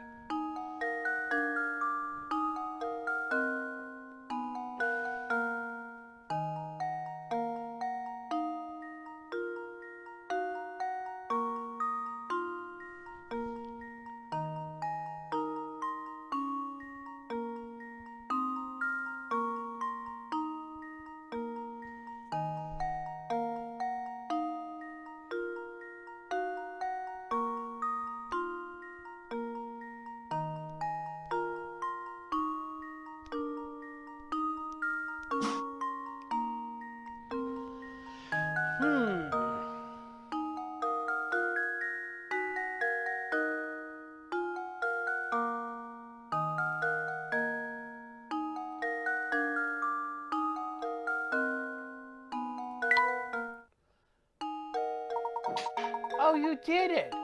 Okay, I guess I should give you some info as a reward. You know Lady Dahlia, right? She's planning to keep the fortune to herself once it's found. And you've been helping her all along. Don't you feel so dumb? Houseplant. I think Layton will get that. Seems like it suits him well.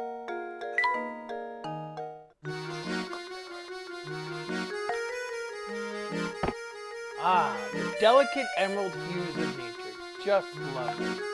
Let's see what it says. Oh, this is kind of calming. He wasn't too thrilled about that. He didn't appreciate the plant. Appreciate the plant, child.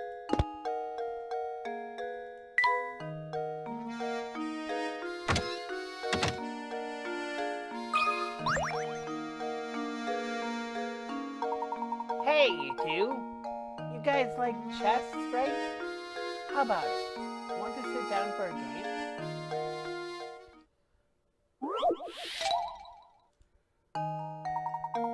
In chess, the queen can move the full length of the board diagonally, vertically and horizontally. See if you can place 4 queens on the 4x4 chessboard. There's a catch though. You must arrange the pieces so that no queen blocks another's line of movement. Good luck. So I've got to say, we've got to be able to do that. And I think I need to do that. And I think I need to do that.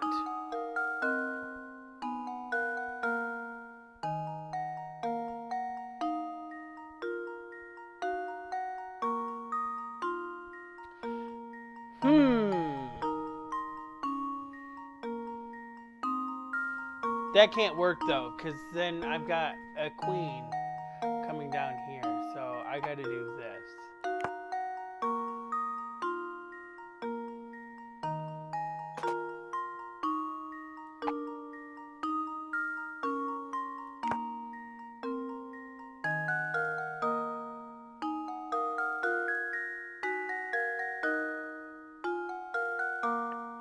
Okay, put the top queen in the second tile.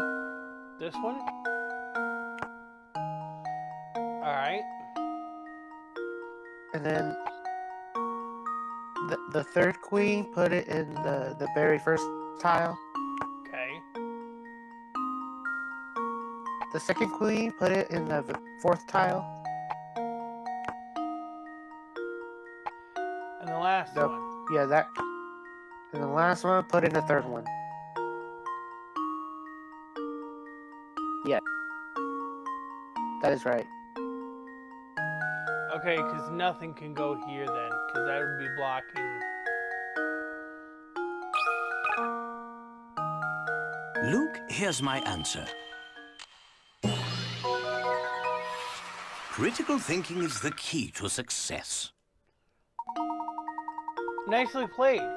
Chess queen problems like this one have been around for over a century. This is a relatively simple variation of this type of puzzle. Consider it an introduction to the genre. Very nice. You two are no amateurs, see? Don't worry, next time I'll have an even harder puzzle for you. A stuffed chair. Let's drop it in Luke's. Yeah, I get a chair.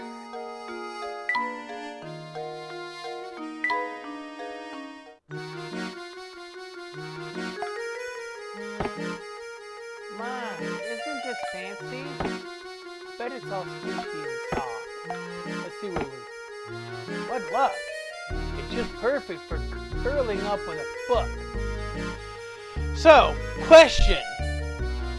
Do I leave it with Layton or do I put it with Luke? I should leave it with Layton. You think so? Yeah. Yeah, I think so. Because now the only room that's left, other than a hanging on the wall, would be his bed. Yeah.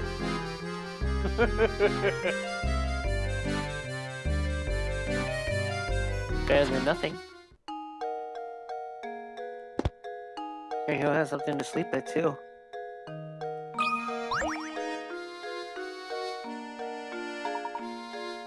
Good day, fellows. Did you ever track down Raymond? Indeed we did. Thank you for your assistance in the matter. Good to hear. Well, since you're already here already, why not take a load off and rest for a bit? What's this? Oh my, where did I put that measuring cup? Is something the matter? I have 16 quarts of water that I want to divide into equal portions of 8 quarts apiece. Problem is, my measuring cup seems to have grown weak. Can you think of a way I could use these 7 and 9 quart pitchers to divide things up?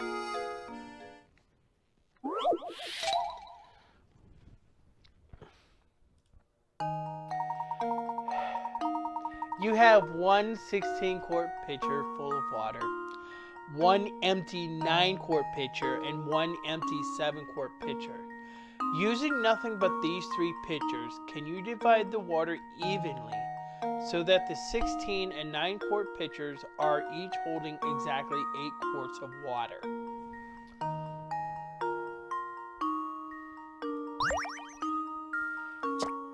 Count the moves. You don't have to count them, they're on top. Alright.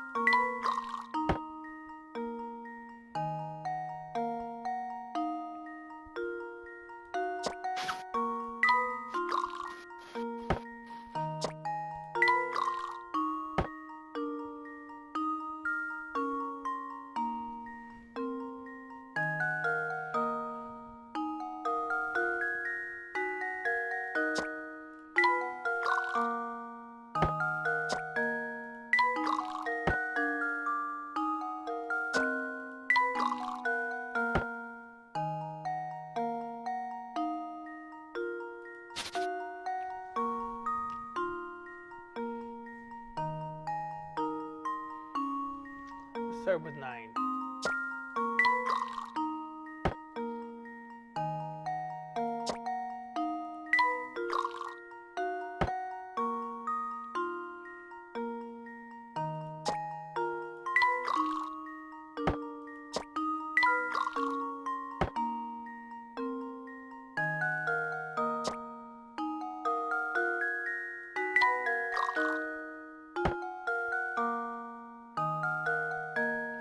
Now I have to be able to split that.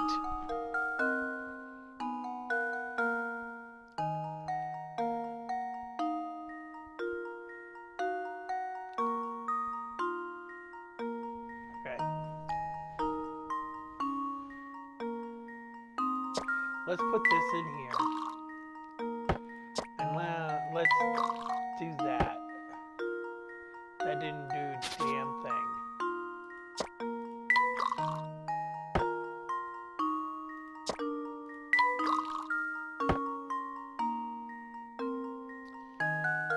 That's gonna be 9.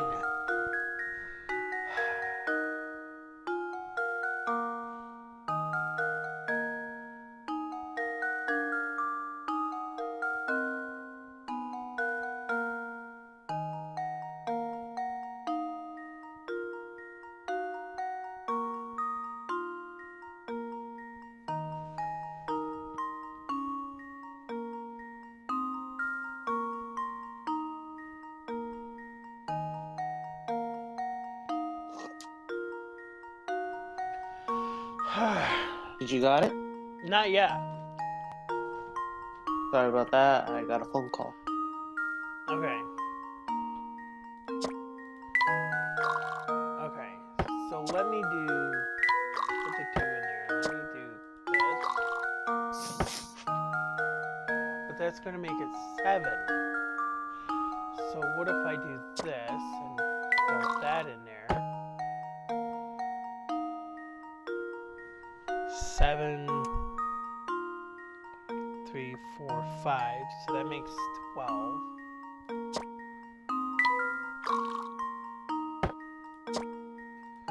Put that in there. 3, 4. That's going to make 7.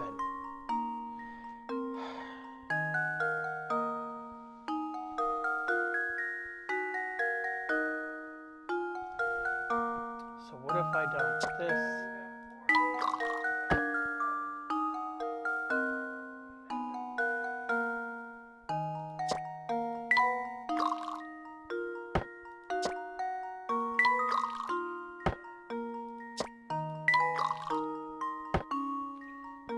Yes!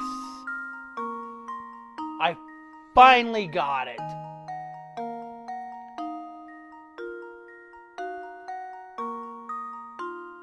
Because now all I need to do is that, and now this.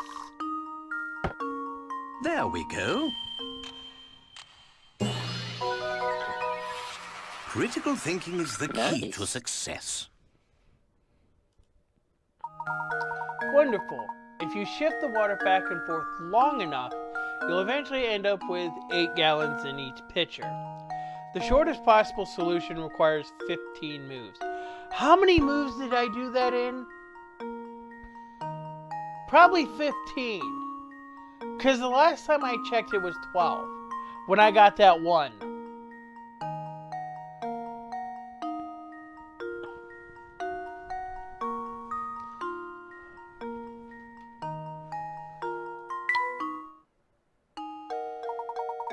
Ah, genius.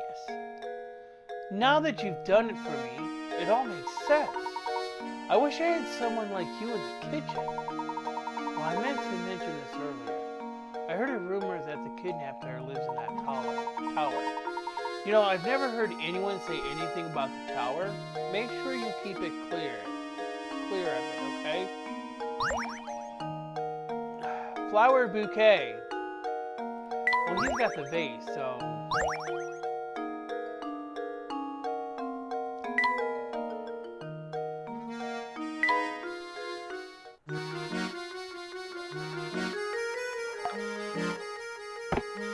We can't just have flowers lying about now, can we? Pretty flowers there. So The now flowers are in the bed.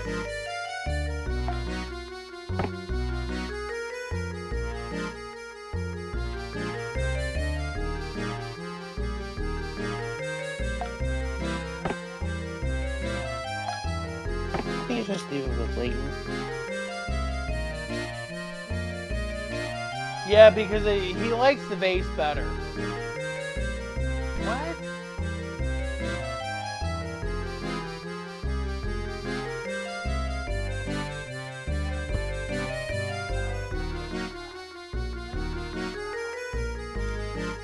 Well, so doesn't Professor Layton.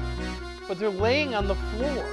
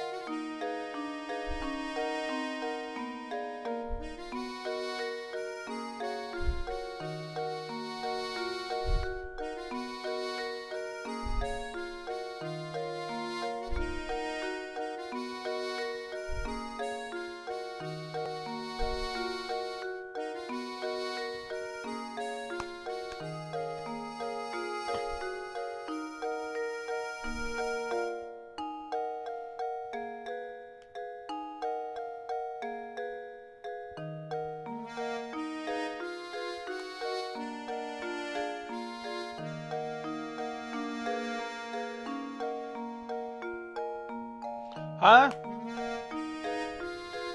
Huh?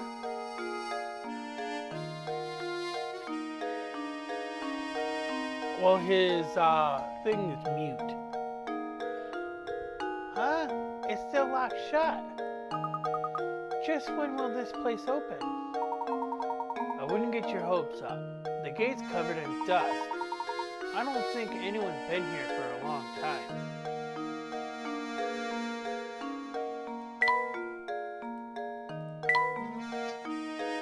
Hello. Oh! Oh, I read this already. Huh? It still looks shut. Yeah, I already read it. Sure, it's still back there. Alright.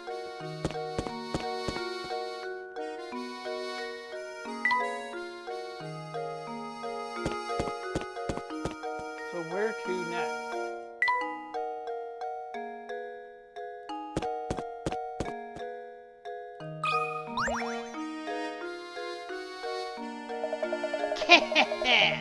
If you really want to understand Saint there, you'll need to search the village thoroughly.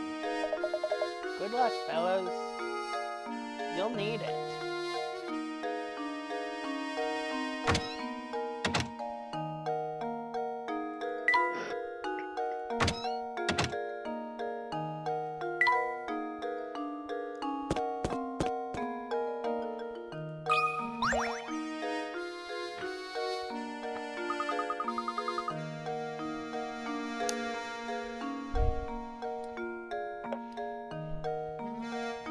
Not even the Layton movie could make it across the river, huh?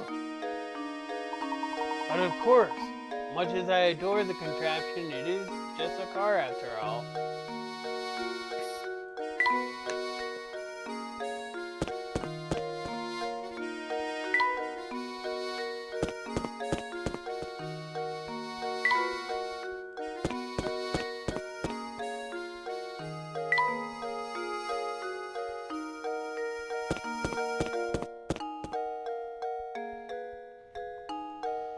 What was the tip that guy gave me?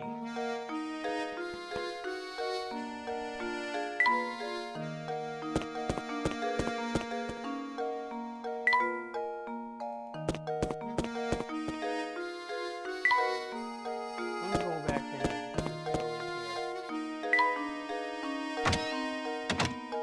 Completely empty.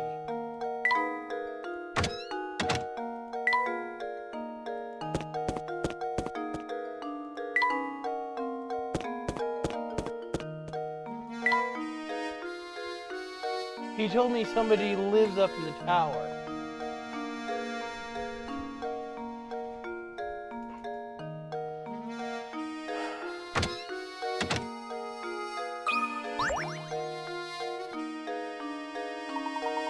I'm glad to see you, Professor. I seem to have gotten myself into another jam. I know you're busy and all, but I just can't find the answer to this puzzle. Could you give me a hand with it? Apples to oranges. Some careless delivery man loaded the 2 shipments of fruit into the wrong warehouses. As you can see in the picture below, the oranges are currently in the apple warehouse, and vice versa. You can correct the mistake and put all the fruit in its proper place. Oh, well, this shouldn't be that hard.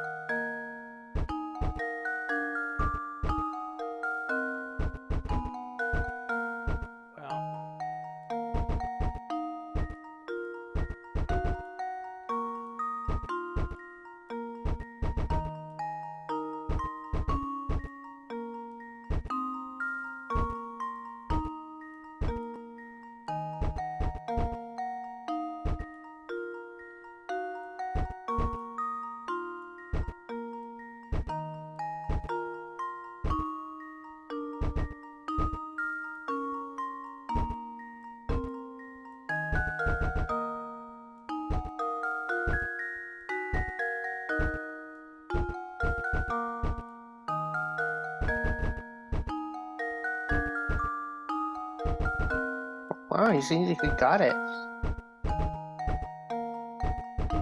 Yeah, Luke, but I did it here's in my 55 moves. And I should be able to do it in less. Critical thinking is the key to success. Great job. Fresh fruit for all. Ah, so that's how it's done. Thanks again, Professor.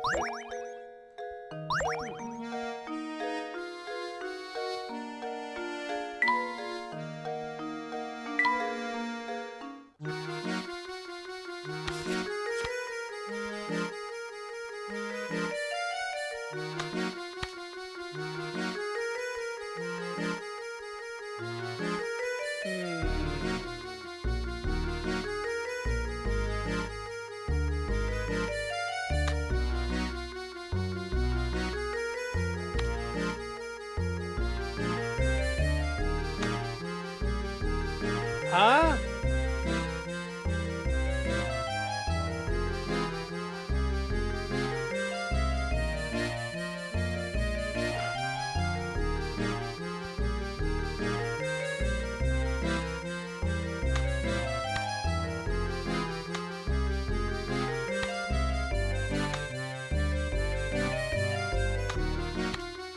There's no way.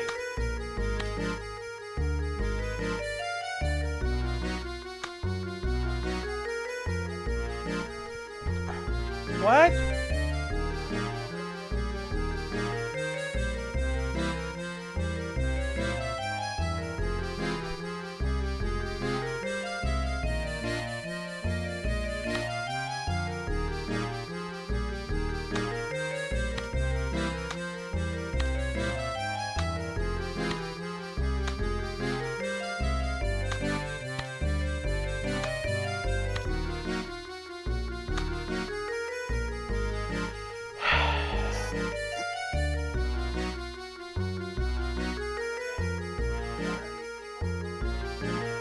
Alright.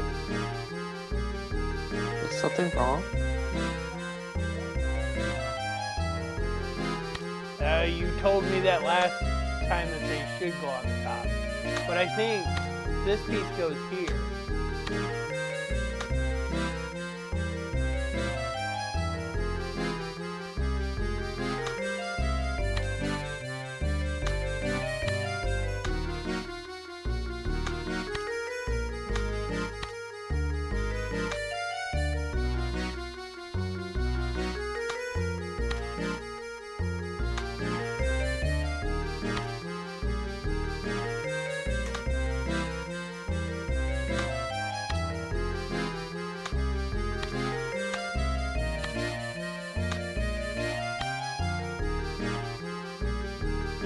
That piece goes there.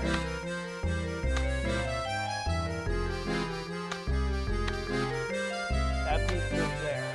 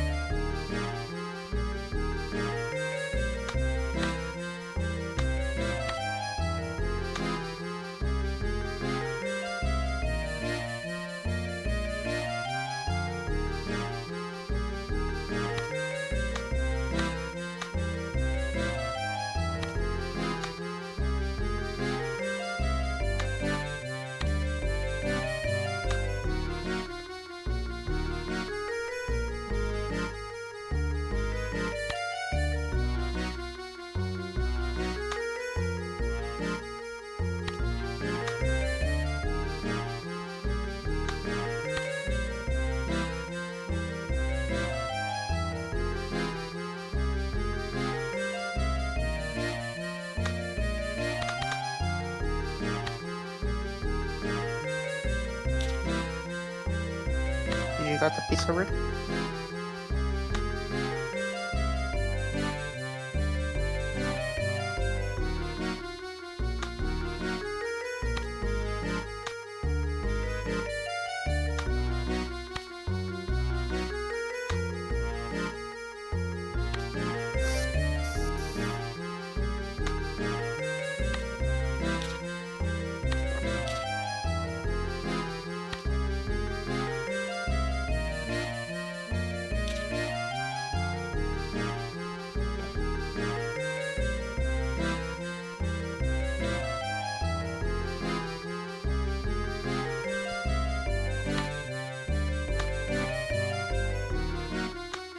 This piece is supposed to fit here, but that's a corner piece, so that doesn't make it right.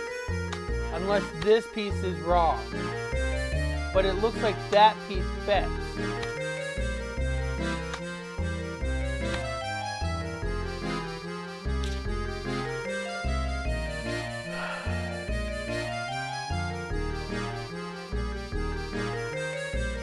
Huh? I think, yeah, you're probably right about that.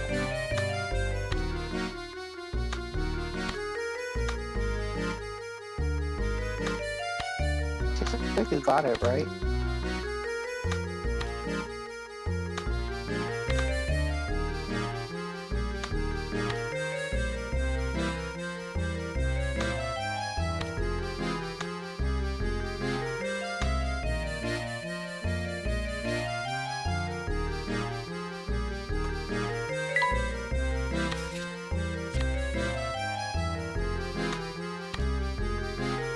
That means this is in the wrong spot.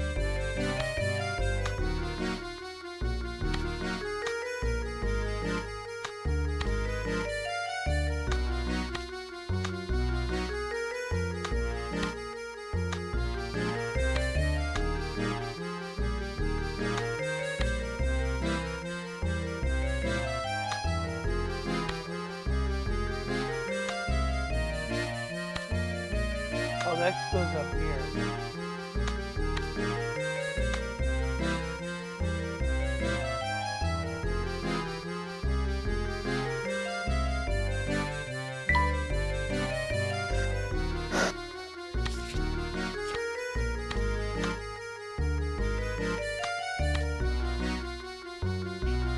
So that now fits.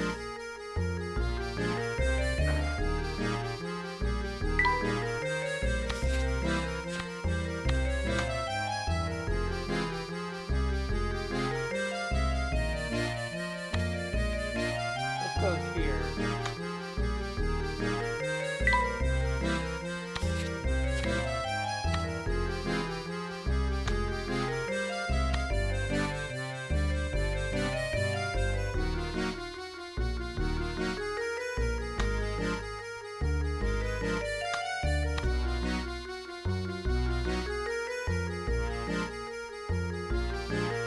That goes there.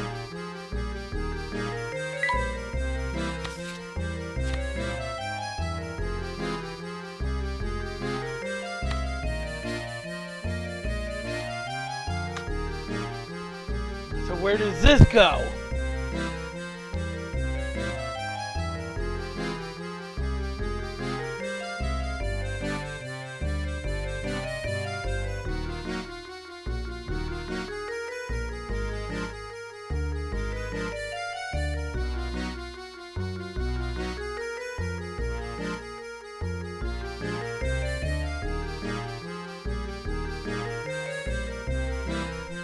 What?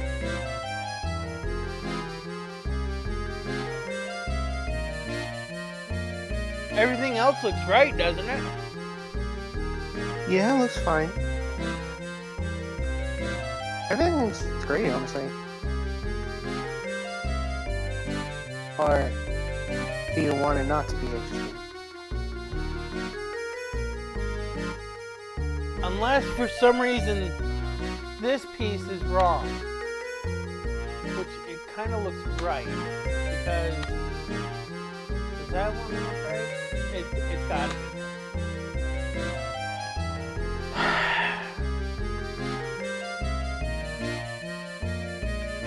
I feel like that there is a piece that's wrong. Huh?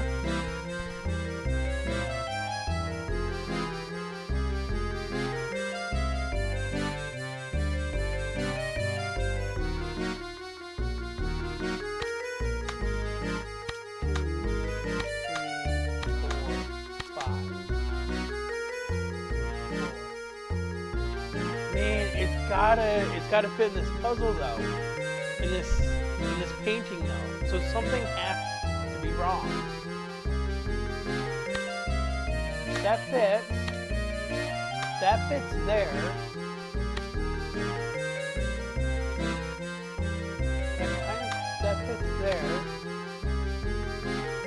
that's no question that fits there. That fits there. And that fits there, and that kind of has to fit there. That fits there. Unless I've got these two pieces wrong.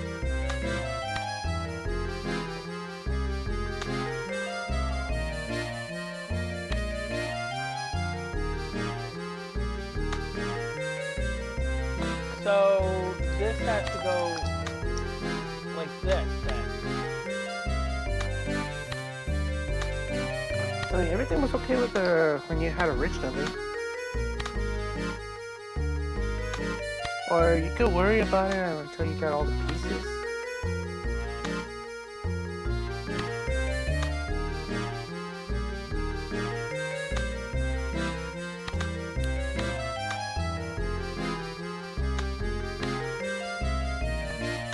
That's correct now. That's all correct now.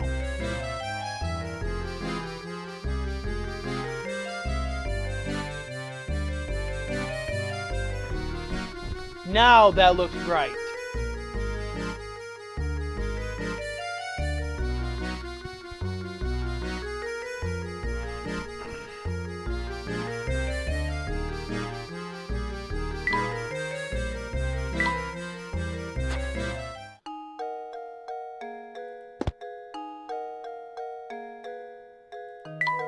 Okay.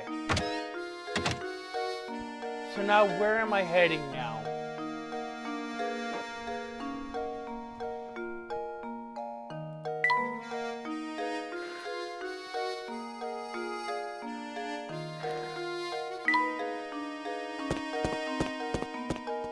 So what if I headed back into here?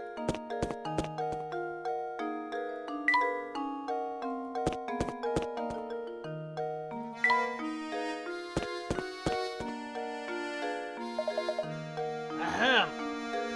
You there, yes, you. You mean me, good sir? Yep. You. This flower vase is yours, right? I've been keeping it nice and safe for you.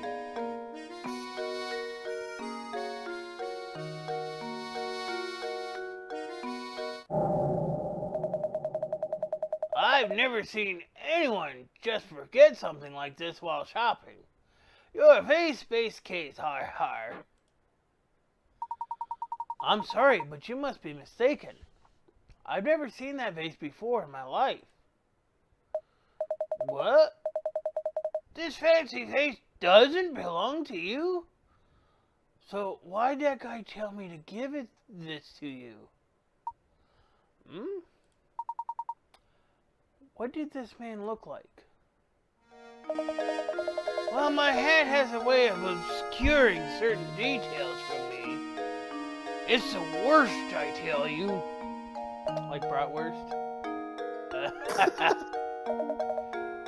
But back to the issue at hand. The mystery man was a regular around here, that's for sure. Don't sweat it though, I'll just give it back to the guy next time I see him. So, speaking of flower vases, I know a puzzle I bet you'd like. It's not a hard one or anything, but it's the least I can do for bothering you about the vases.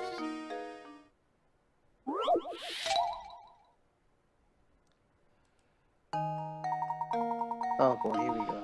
Someone knocked over this fabulous vase and shattered it. Fit the pieces together and restore the vase to its original shape. There's one catch. There's one catch though. Mixed in with the piece is a single piece from a different vase. Alright, well, first of all, we got to get the neck there, and we have to get the base. Alright? I think this piece does go here, and this piece does go here. Which means this piece goes here, and this piece actually goes there. There we go. Another puzzle Nice. solved. Good job. Repairing the vase wasn't much of a challenge, was it? Oh. If you're only fixing things in real life, we're this simple. Okay. You've got a good head on your shoulders. I'm impressed. By the way, sure you don't want to take some fresh sausage home with you? Believe me, these are some lynchy you don't want to be missing, har har. No thank you, we're just fine. Too bad. Not to bust your chops or anything, but that deal was a one-time offer. Maybe you'd have said yes if you knew what was at stake. Har ha ha ha har. I think we're done here, Luke. I couldn't agree more, Professor.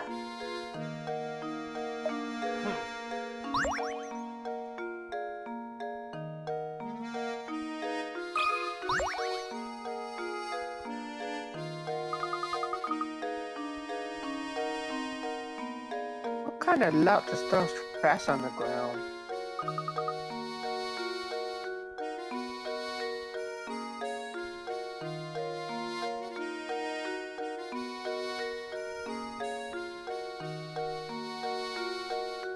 You gonna finish your line? I thought I said it already. There's more to it. I'm going to pick it up.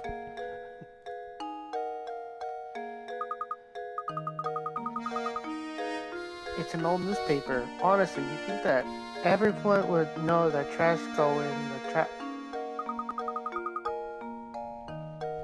Wait a second. You have to come take a look at this article.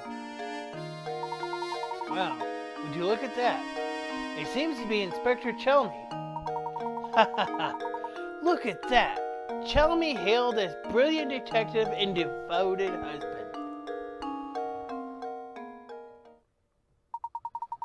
Chelmy hailed as brilliant detective and devoted husband.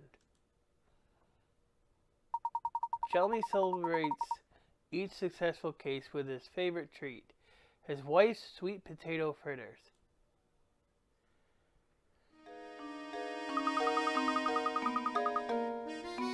Wow. Who saw that one coming? He's so grumpy I could never imagine he had a soft side like that.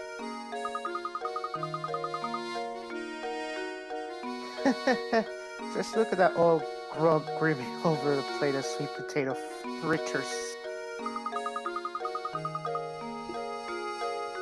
I knew he was fussing over nothing when he said he hated sweets back at Ringhole Manor. Does that tell you something about Chelmy? He has a soft side and a sweet tooth. That's not what it tells me. Huh. It means that the Chelmy that we're meeting is not Chelmy. It's a different person.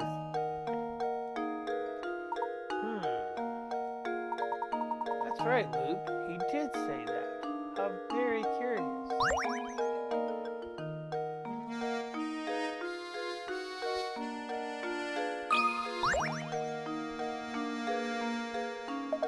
So, is it true what I'm hearing about the two of you? Are you really running about town in search of a Reinhold fortune? That's correct, sir. Currently we're in search of a close friend of Baron Reinhold.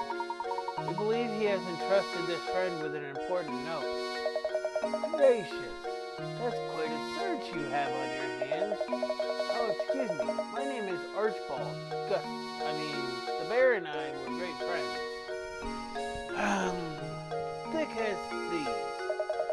We used to have the most amazing conversations late into the night. Do you think that perhaps I'm the one you're searching for? Yes, I think so. What luck that after all this searching, we should bump into you in a place like this. I have one question. Do you recall ever receiving a small note-written message from the Baron? No, I don't remember ever receiving anything of the sort from Gus. But he did give me a fine desk that once belonged to him. It's at home. Maybe it holds some kind of clue. The parents' desk, you say? Excellent. Would you like to come over to my house and take a look at it? You are most gracious. If you'd be kind enough to allow us to look at it, we would be very grateful. I'm sure Gus wouldn't mind two fine puzzle lovers such as yourselves looking over his desk. Actually, let me impart a few pearls of wisdom on you while I've got your attention. Focusing on your case is all well and good, but if you don't solve some puzzles, you'll be sorry later. So make an effort to find puzzles around town and just solve the ones you can. Take it from this old timer. It's good to stop and smell the puzzles sometimes. Alright, I'll get off my high horse now. Let's head over to my house. Follow me. This is Gus's old desk. Take all the time you need to examine it. Splendid. Luke, let's get right to it.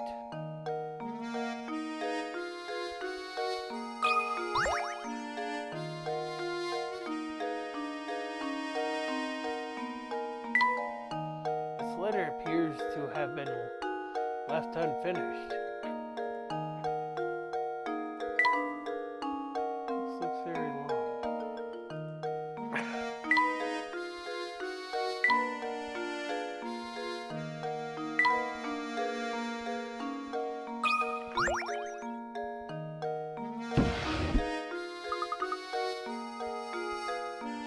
There's nothing in here.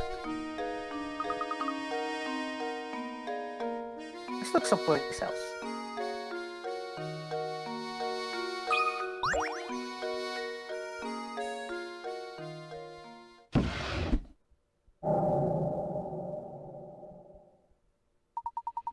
It seems to be a note. It may point us into the direction of the golden apple. What do you make of this X? I'm afraid I just don't know at the moment.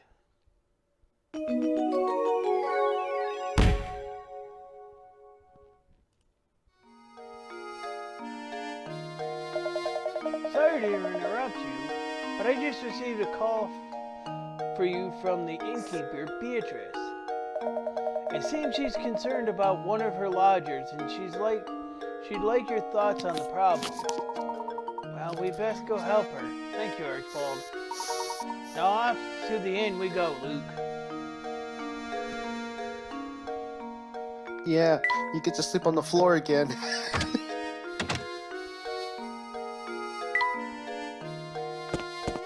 I got a bed and Layton got a floor.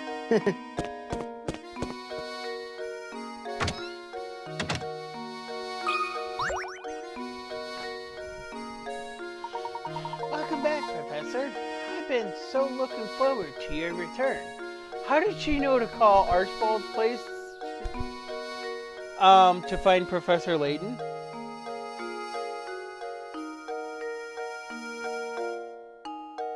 That's a curious question, isn't it?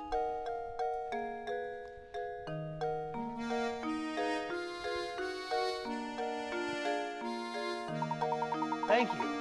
Was there something you wish to discuss with me? Ah, yes. Listen to this. One of the guests here just performed a doze and dash routine on me. The man's gone, and so are all his things. I'd like you to bring him back. I am a businesswoman, after all. How can I run a business with scoundrels skipping out on the bill like this? Would you mind if I looked around the man's room? Please do. Look at it all you want. Here, I'll show you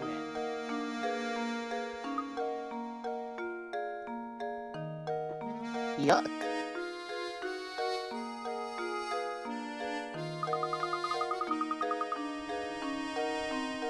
What an absolute pigotry. This whole place stinks of smoke and there's trash everywhere. That word is pigsty. I've never heard of that word, so don't blame me. Beatrice, can you describe this guest's appearance for me? Well, he had a sharp mustache and was obvious.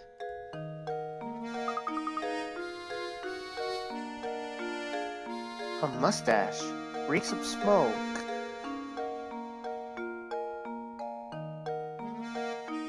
Oh.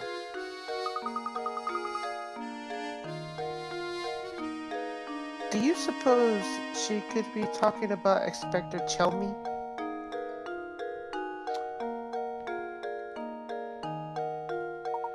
Inspector Chelmy? Isn't he the self-important windbag who's been up at Reinhold Manor? No, that's not him. The man who stayed here just looked so much more evil. He was wearing a long trench coat. I'm sure you know the type. Oh, where could he have run off to? Sorry to ask this, Professor, but would you be at Darling and find the thief who skipped out on this bill?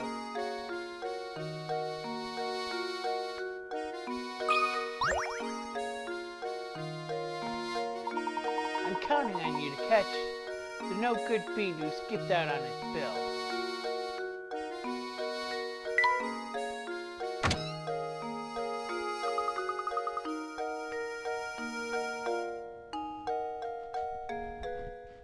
Be a darling and find that bill-dodging thief.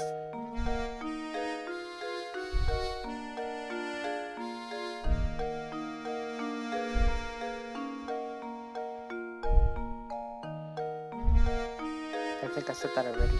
Yeah, you did. Mm-hmm. I am getting messages all over the place.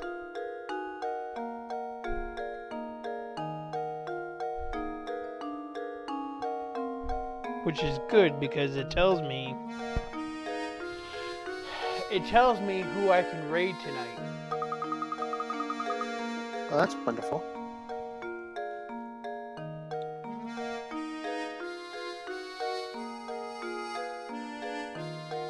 Honestly, how are we ever going to make progress on our search for the golden apple?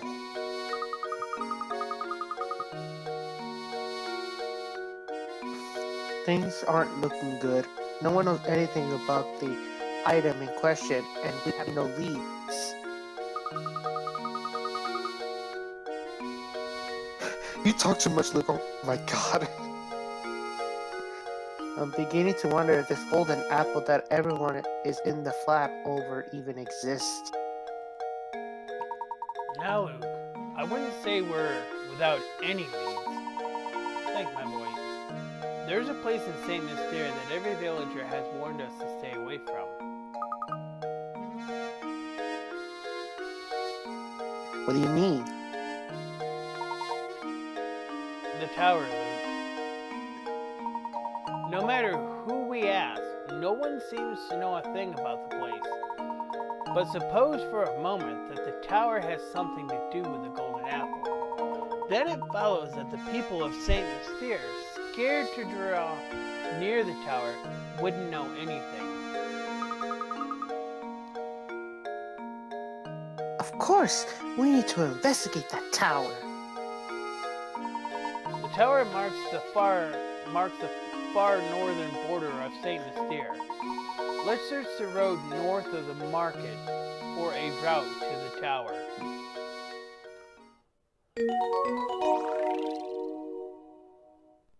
Ooh.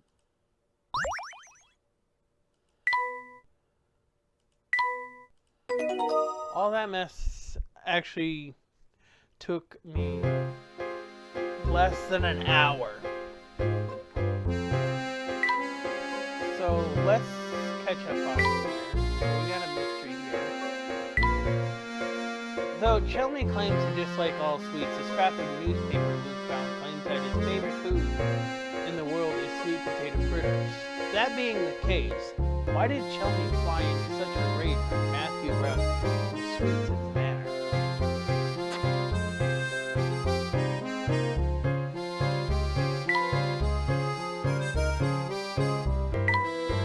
While talking with Giuseppe in the market, I stumbled upon a newspaper article outlining the inspector's latest collar. As As I turned to leave the market, I bumped into a man named Archibald who claimed to be a friend of the Baron. It turns out the Baron bequeathed the death to Archibald. I simply can't wait to take a look at it up close.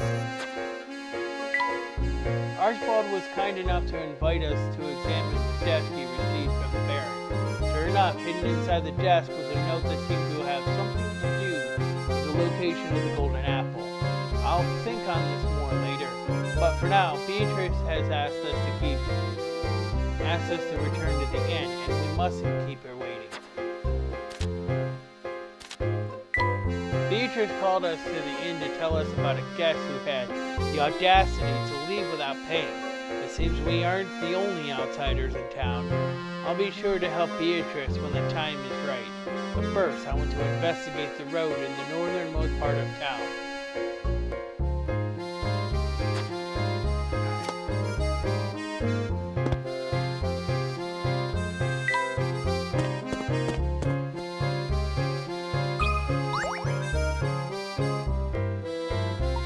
Good day, gentlemen. How's your investigation coming?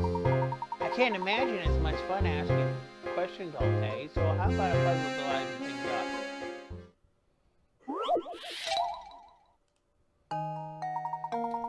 Which of these words doesn't make the sound of silence? Note, rhythm, rest, treble, chord, or scale. So, which of the words doesn't make the sound of silence?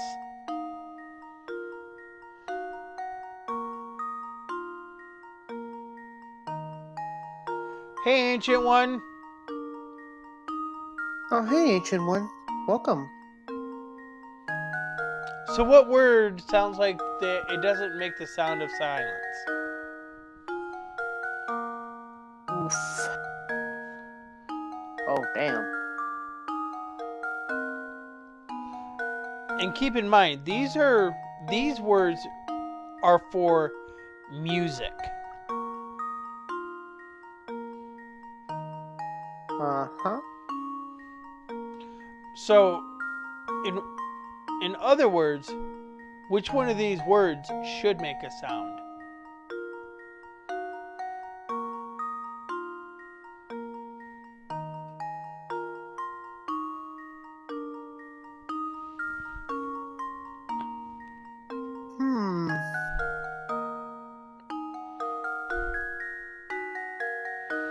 Or could we say it another way?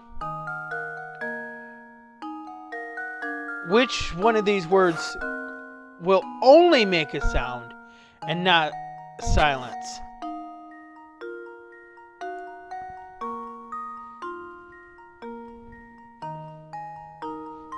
That's a tough one. It's not really. Do you know what a scale is?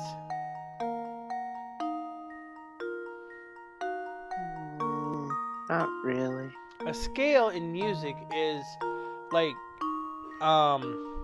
A, B, C, D, D, C, A, B. Oh. That's a scale. Oh. But a scale will also have a silent note into it. Do you know what a rhythm is? Well, yeah. Okay. You know what a rhythm is. What is treble? Do you know what treble is? No. Treble is the high notes and the bass is the low notes. Ah. So what is a chord? Do you know what a chord is? Like vocals? No. When you write music, you write a chord, like an A chord, that the notes follow in a sequence. The A chord follows a certain sequence within an octave. Something like that. And a rest, do you know what a rest is? Like sleep? Well, in music, I guess you could say sleep, but it's usually the note that makes no sound. So it's like a pause in the music.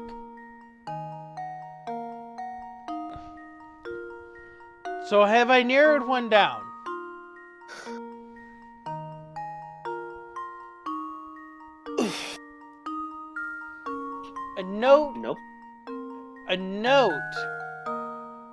can only make a sound. It cannot make the sound of silence or nothing. It is a sound. Ah. Because rest is something else. It is a silent sound. A rhythm can have a rest into it, so can a scale. And treble can have a rest into it, so can a chord.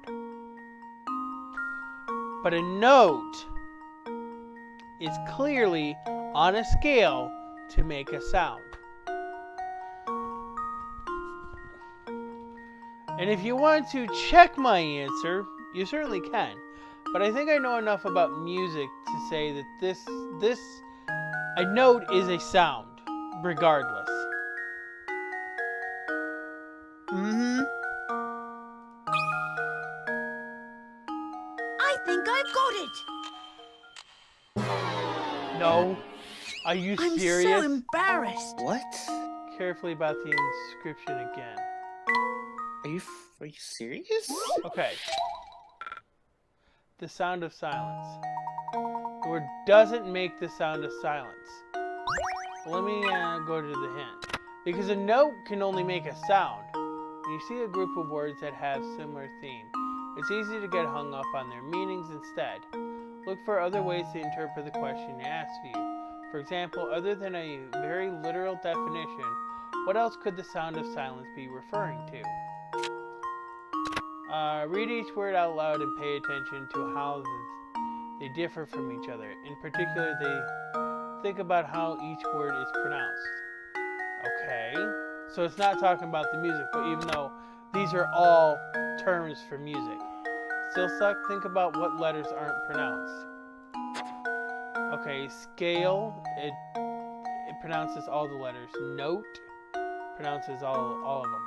Chord, rhythm, rest, treble.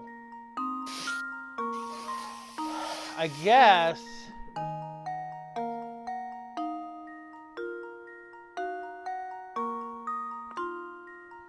because rhythm does the H sound and chord does not. I guess chord is the right answer. How does this sound? Why not?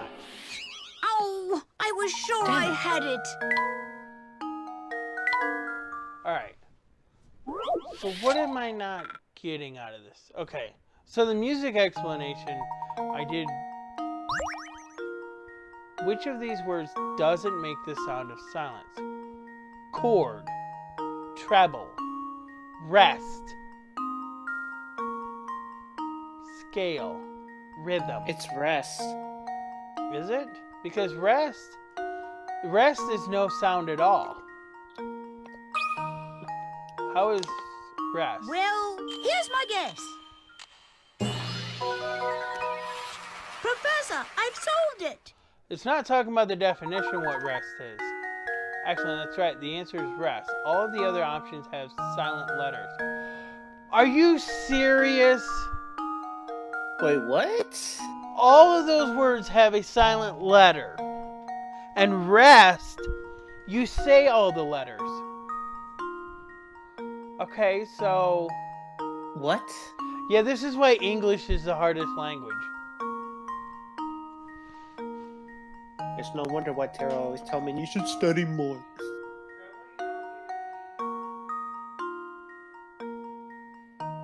So apparently note has a silent E and scale has a silent E. But it changes the vowel. I know chord has a silent H. And rhythm, I guess there's a silent H in rhythm. Huh?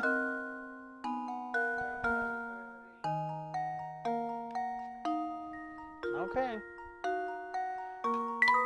I guess it's a matter of who teaches the English. I guess the old advice to write what you know doesn't apply here. That was just too easy. You know, right now I'm penning a mystery novel and I'm basing the protagonist on you. This is why I've been observing you so carefully. In fact, the more I see of you, the better. So good luck with your search. I'll be watching. Reading. Let's give it to Layton because he's got books. So. Let's go here.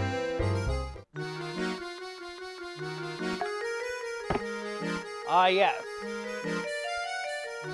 A bit bright though, don't you think? Maybe we'll do it here. Well, this is what I need to brighten things up in here.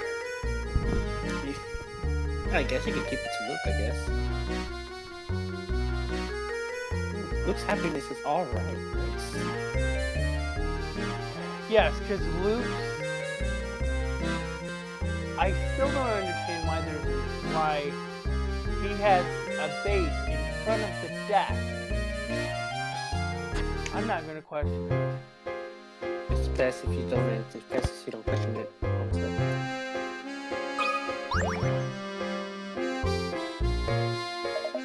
Nothing good can be said about that tower. I heard it's all sorts of scary. You should stay away, yup. Alright, we're heading. Did you have the hiccups? Hey mister, it's good to see you again. See, I'm totally stuck here, and I could really use your help. My friend told me this puzzle the other day, and I just can't solve the thing. Can you help me? The chocolate code. On Valentine's Day, your gadget-loving technophile girlfriend gave you a most unusual slab of chocolate. While the jumble of letters looks like nonsense, if you manage to decode the letters written in the chocolate, a message from your sweetheart will appear.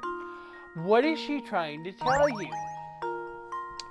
GECYNW.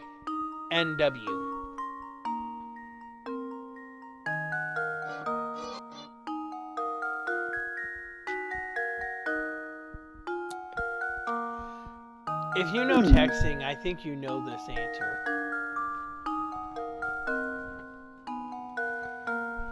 Obviously, I know how to text. Well, yeah, but do you know the acronyms?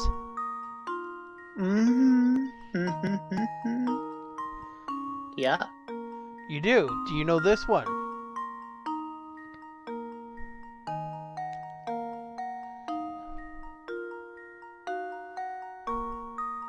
I got it. You do? You want to know what it is? What is it? Text me.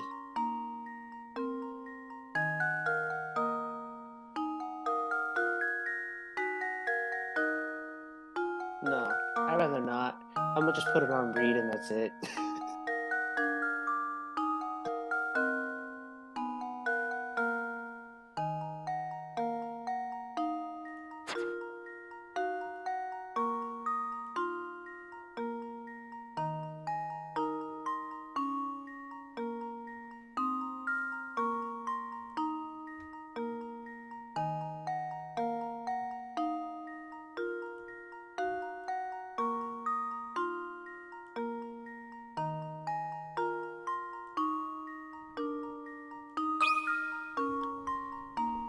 There we go. Critical thinking is the key to success. Nice. Excellent. Your girlfriend's messages text me. The bites taken out of the chocolate show you how each letter written on the chocolate relates to the letter on the keyboard. Okay. If that isn't clever, I don't know what is.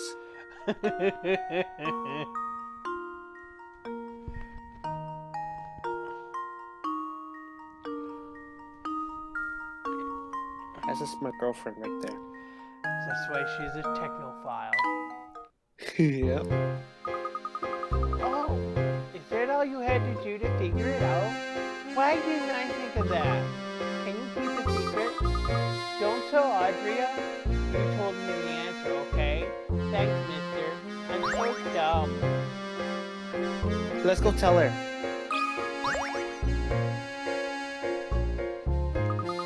tell her. There sure don't seem to be a lot of animals around town. You're quite the animal lover, aren't you? Now come along. We don't have time to sit here and play around.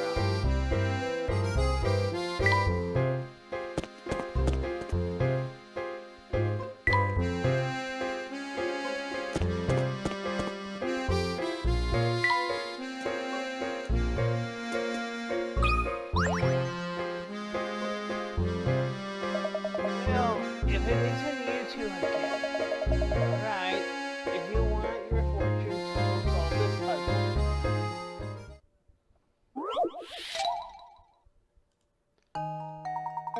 Four kids were playing, and one of them threw a ball right through your window. Here's what they had to say for themselves. A.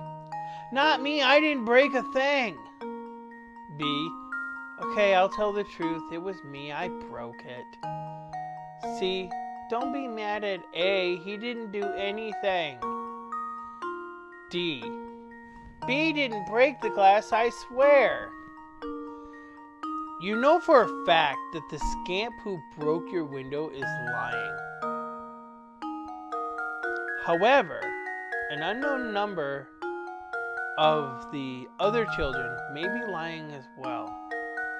Can you figure out which one of these darn kids broke your window? I think it's C. You gotta think it carefully. I gotta think it carefully. Well, I'm pretty sure C is lying. And D might be telling the truth. B is lying, and so is an A.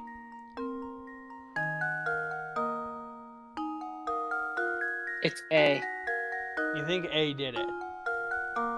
A did it and trying to frame B for that. Yeah. So, C is telling this truth. No. D is telling the truth. Yeah, D.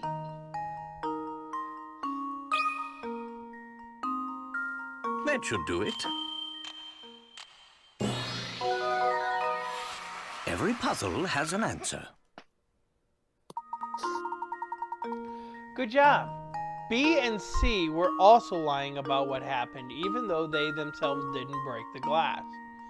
Make sure you give those two a good scolding as well. Poor B. Poor A. B and C were lying too, so. It's going to be a doozy of a rainstorm tomorrow. Hang your wash inside if you want it to dry.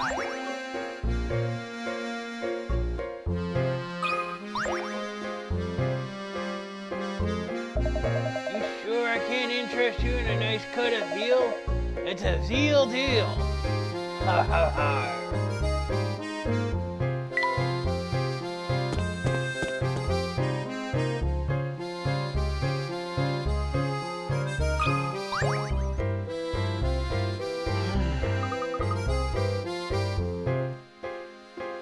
There's a hidden puzzle here. Of course. Well, you don't want it to be hidden? The box below holds blue and red balls. As you can see, the color of the balls and the color of their respective areas don't match. Slide the balls around the box so that the red balls are in the red area and blue balls are in the blue area. Blue balls.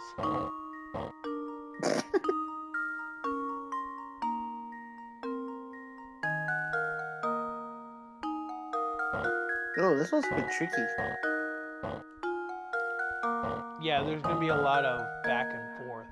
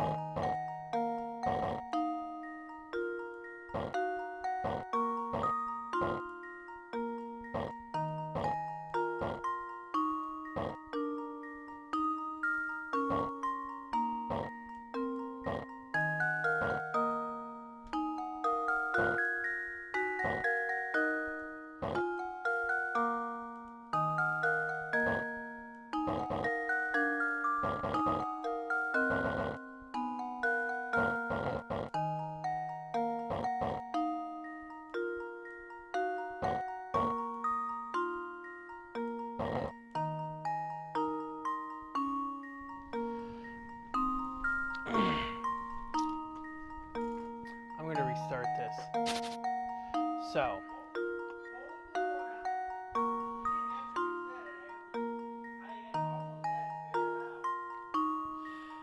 Yeah, well, I can't hear you with headphones on.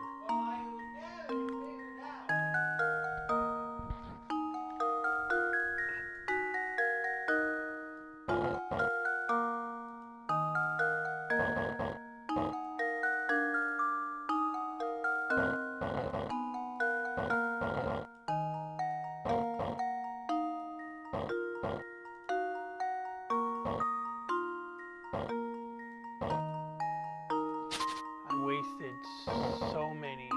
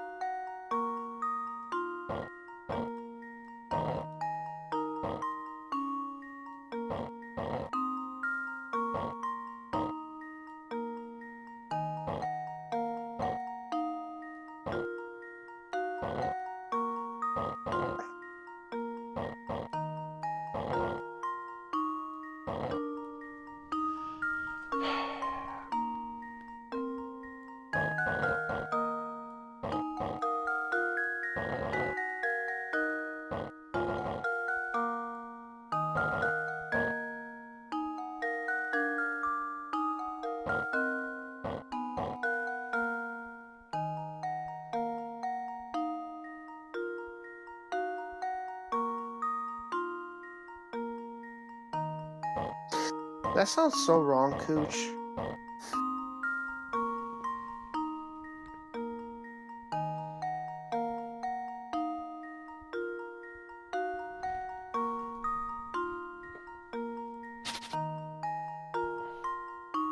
Did you call her Cooch or Coo?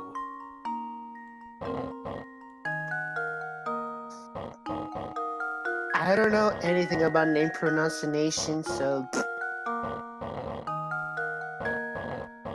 Well, how do you say her name, anyways? Coo. K-O-O-H? Yeah, her name is Koo. Yeah. All this time I've been calling her Cooch. Like, what the fuck?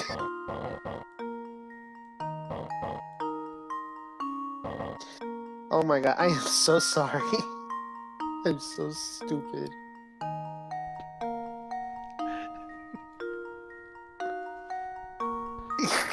I can't believe I said her name wrong this whole time. The whole time I've been annoying her. Akuma. Huh. Is that how you say it? Akuma? Yeah.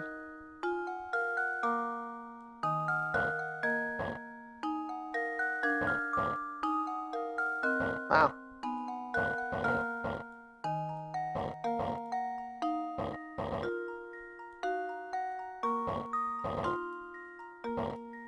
Wow, I am so stupid.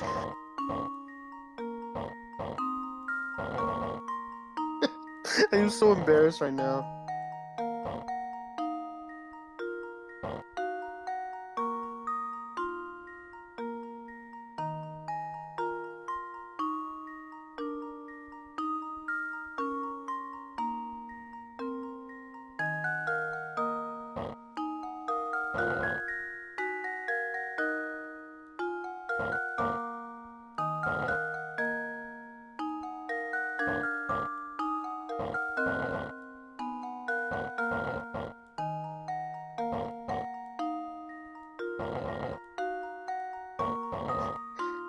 Wow, cool. That sounds so wrong.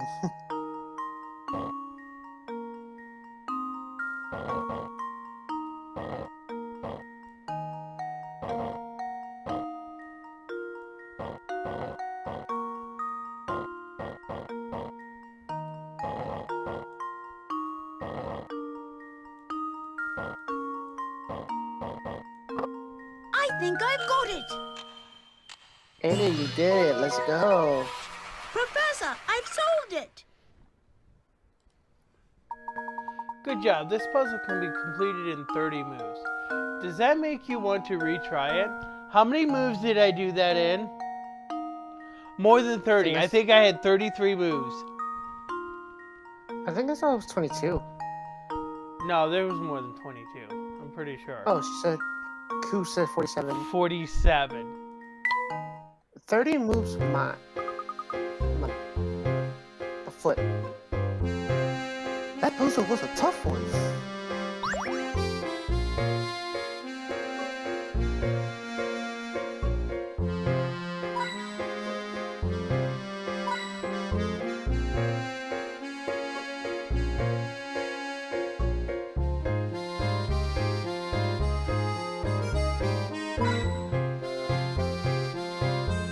I think I found all the hint clues.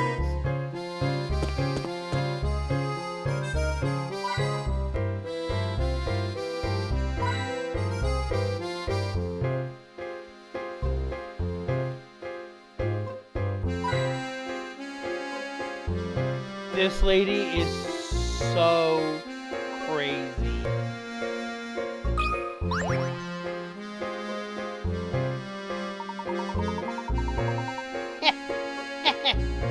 Oh, me oh my. It's not every day I see a handsome book around these parts. Your looks are impressive, Yuri, but let's see if you've got smart. Try this puzzle for size. I'd be happy to solve any puzzle you have, madam, but I don't believe we've met before. You are... Nyam, nyam. You want to know my name, dearie? I'll tell you as soon as you solve this puzzle.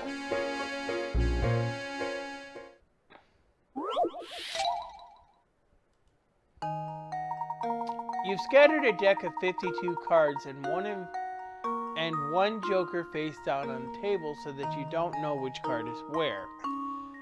Next, you start turning the cards over one by one. Assuming that you can't flip the same card twice, what are the percentage odds that you will turn over all 4 aces before you turn over the joker? What are the odds?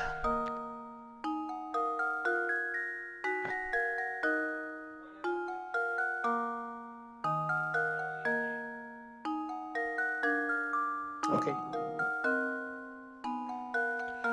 Koo is asking me a question. Pronounce her mother. It's Aaron, isn't it?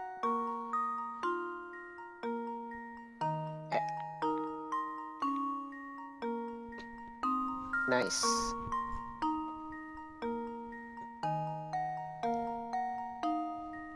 Okay, now to solve this puzzle. Yes. So what are the odds of drawing this? Oh damn, it's 102. Oh damn, it's 102. There's like over 200 puzzles in this game. Oh my goodness.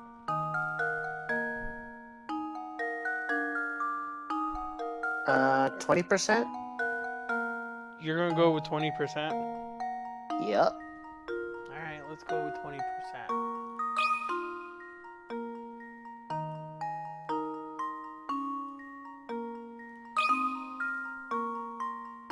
There we go. Another puzzle solved. That's right. While it may seem like you need to take other cards into account, no card in the deck, save the Joker and 4 aces, plays any part in calculating the percentages. Knowing that you only have to deal with 5 cards in your calculation, the rest is easy. You have 5 cards to flip and you need one of those cards to be last. So your answer is one of the 5 or 20%. 1 out of 5 or 20%.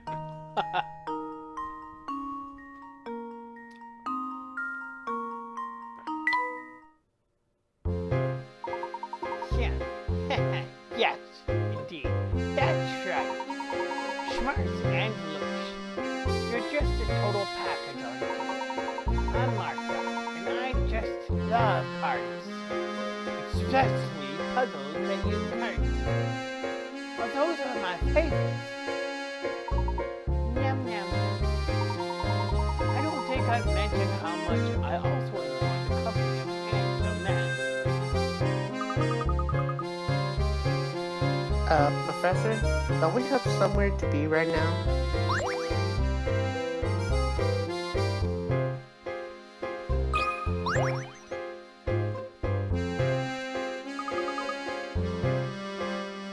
Oh, what's that on the ground?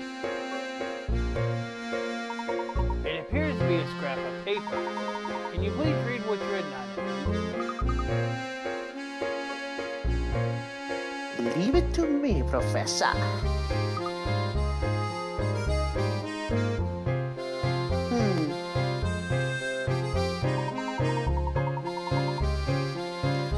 The boss hasn't been in town since Lady Violet's passing, and he shows no signs of recovering. That's why I decided I'll make one as a tribute to Lady Violet. I'm sure it will put a smile on his face. Ah, yes. Now it makes sense. Could our mystery author be him?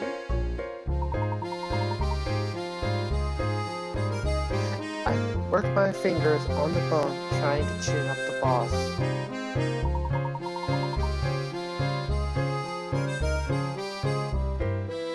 Looking out over St. Mystery, I'll see a thriving, bustling village.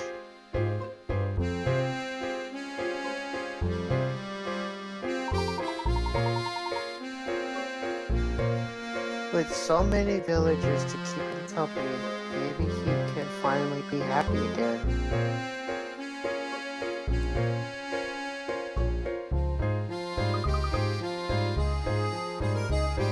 That's the end of the page.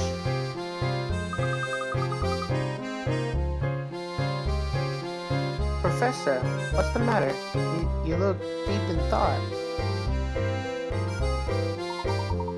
I can't confirm my suspicions at the moment, but I think it's safe to say this goes deeper than we thought.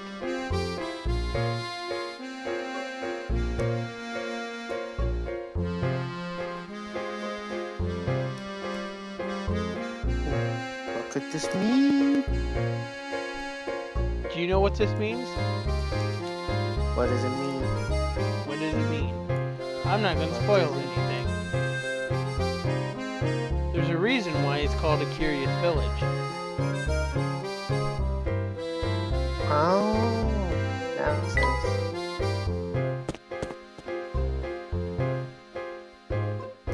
moths and ants. I think this is a dead end. And this does appear to be the only road, doesn't it?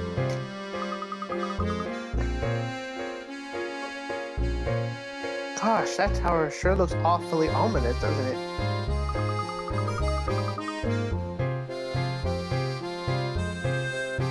Seeing it up close, I can understand why the villagers are so scared of that place.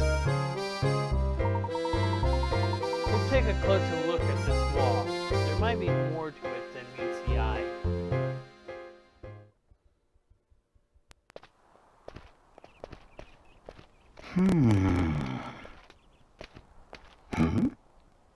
What?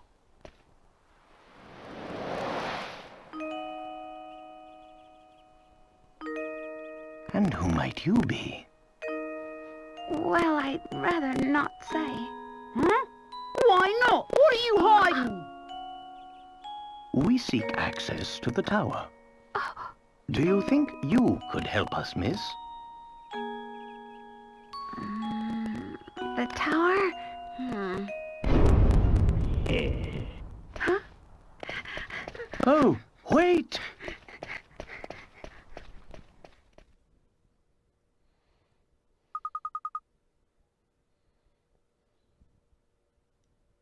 What in the world was that about?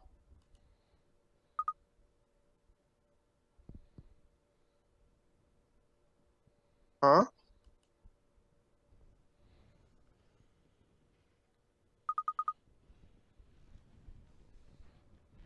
Professor, what's this? A Ferris wheel ticket? Very curious indeed. Luke, that girl may have dropped this to tell us where we should head next. But why would she want to help us? Your guess is as good as mine, Luke. Still, can't shake the feeling that she's trying to help us. Well, your intuition has never been wrong. Let's see what we can find around this park's Ferris wheel. Oh yeah, that girl is from the thumbnail. That's right, Layton. Go straight to the park. You've been a thorn in my side for too long. I think it's about time for you to disappear. For good. Oh no. That's the guy the lady was talking about. Yeah.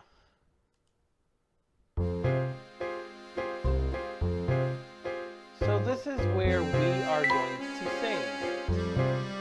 But I think I'm going to keep going until the next chapter starts. Moments after we arrived in the northernmost section of town, a girl appeared before us.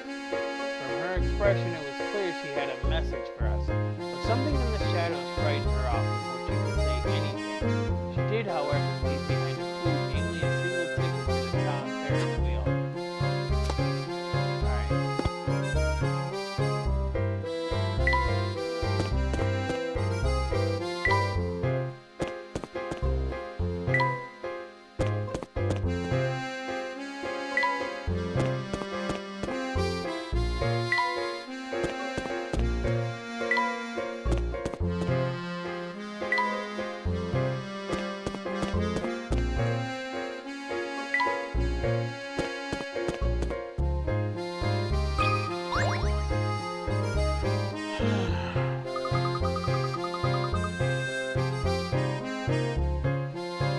This park has been closed every time we stop by. What do you suppose that is, Professor?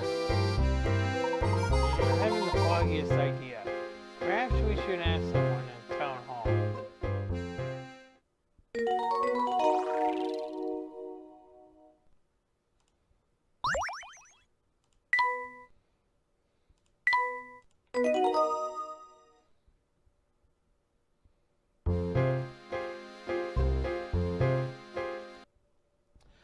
Alright, and we're going to end the stream tonight.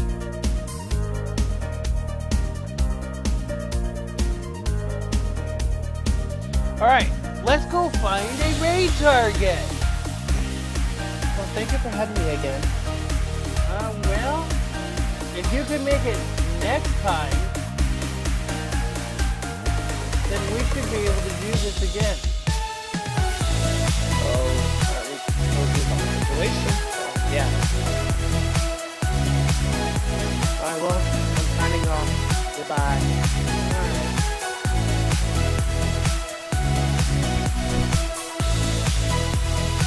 Alright, so, let's see who we're going to rate on YouTube.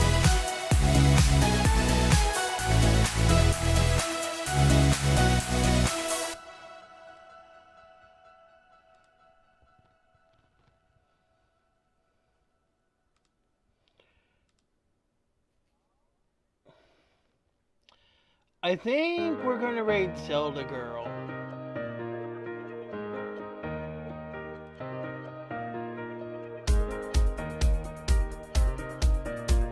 Because she's live.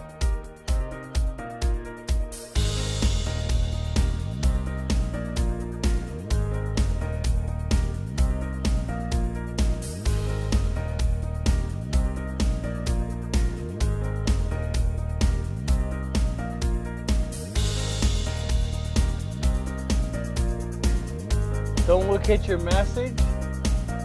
Why?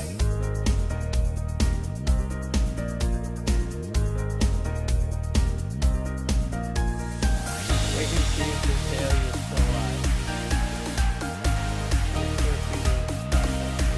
Zelda Girl's doing Slapback.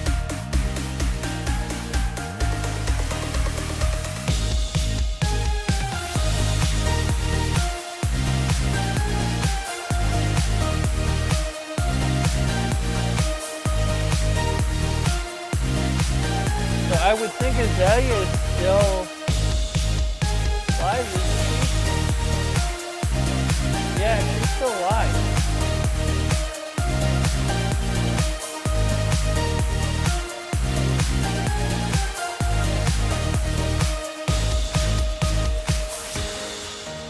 Alright, then we'll do Azalea then.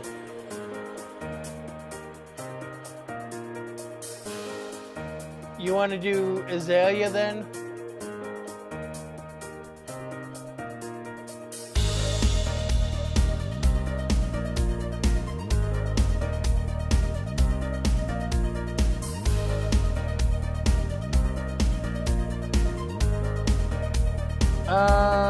Little John, you came at the end of the stream. We're beginning to raid. So on Twitch, we're going to raid Cole Kitsune. Alright? If you're on Twitch, give Cole a follow. And if you're on YouTube, give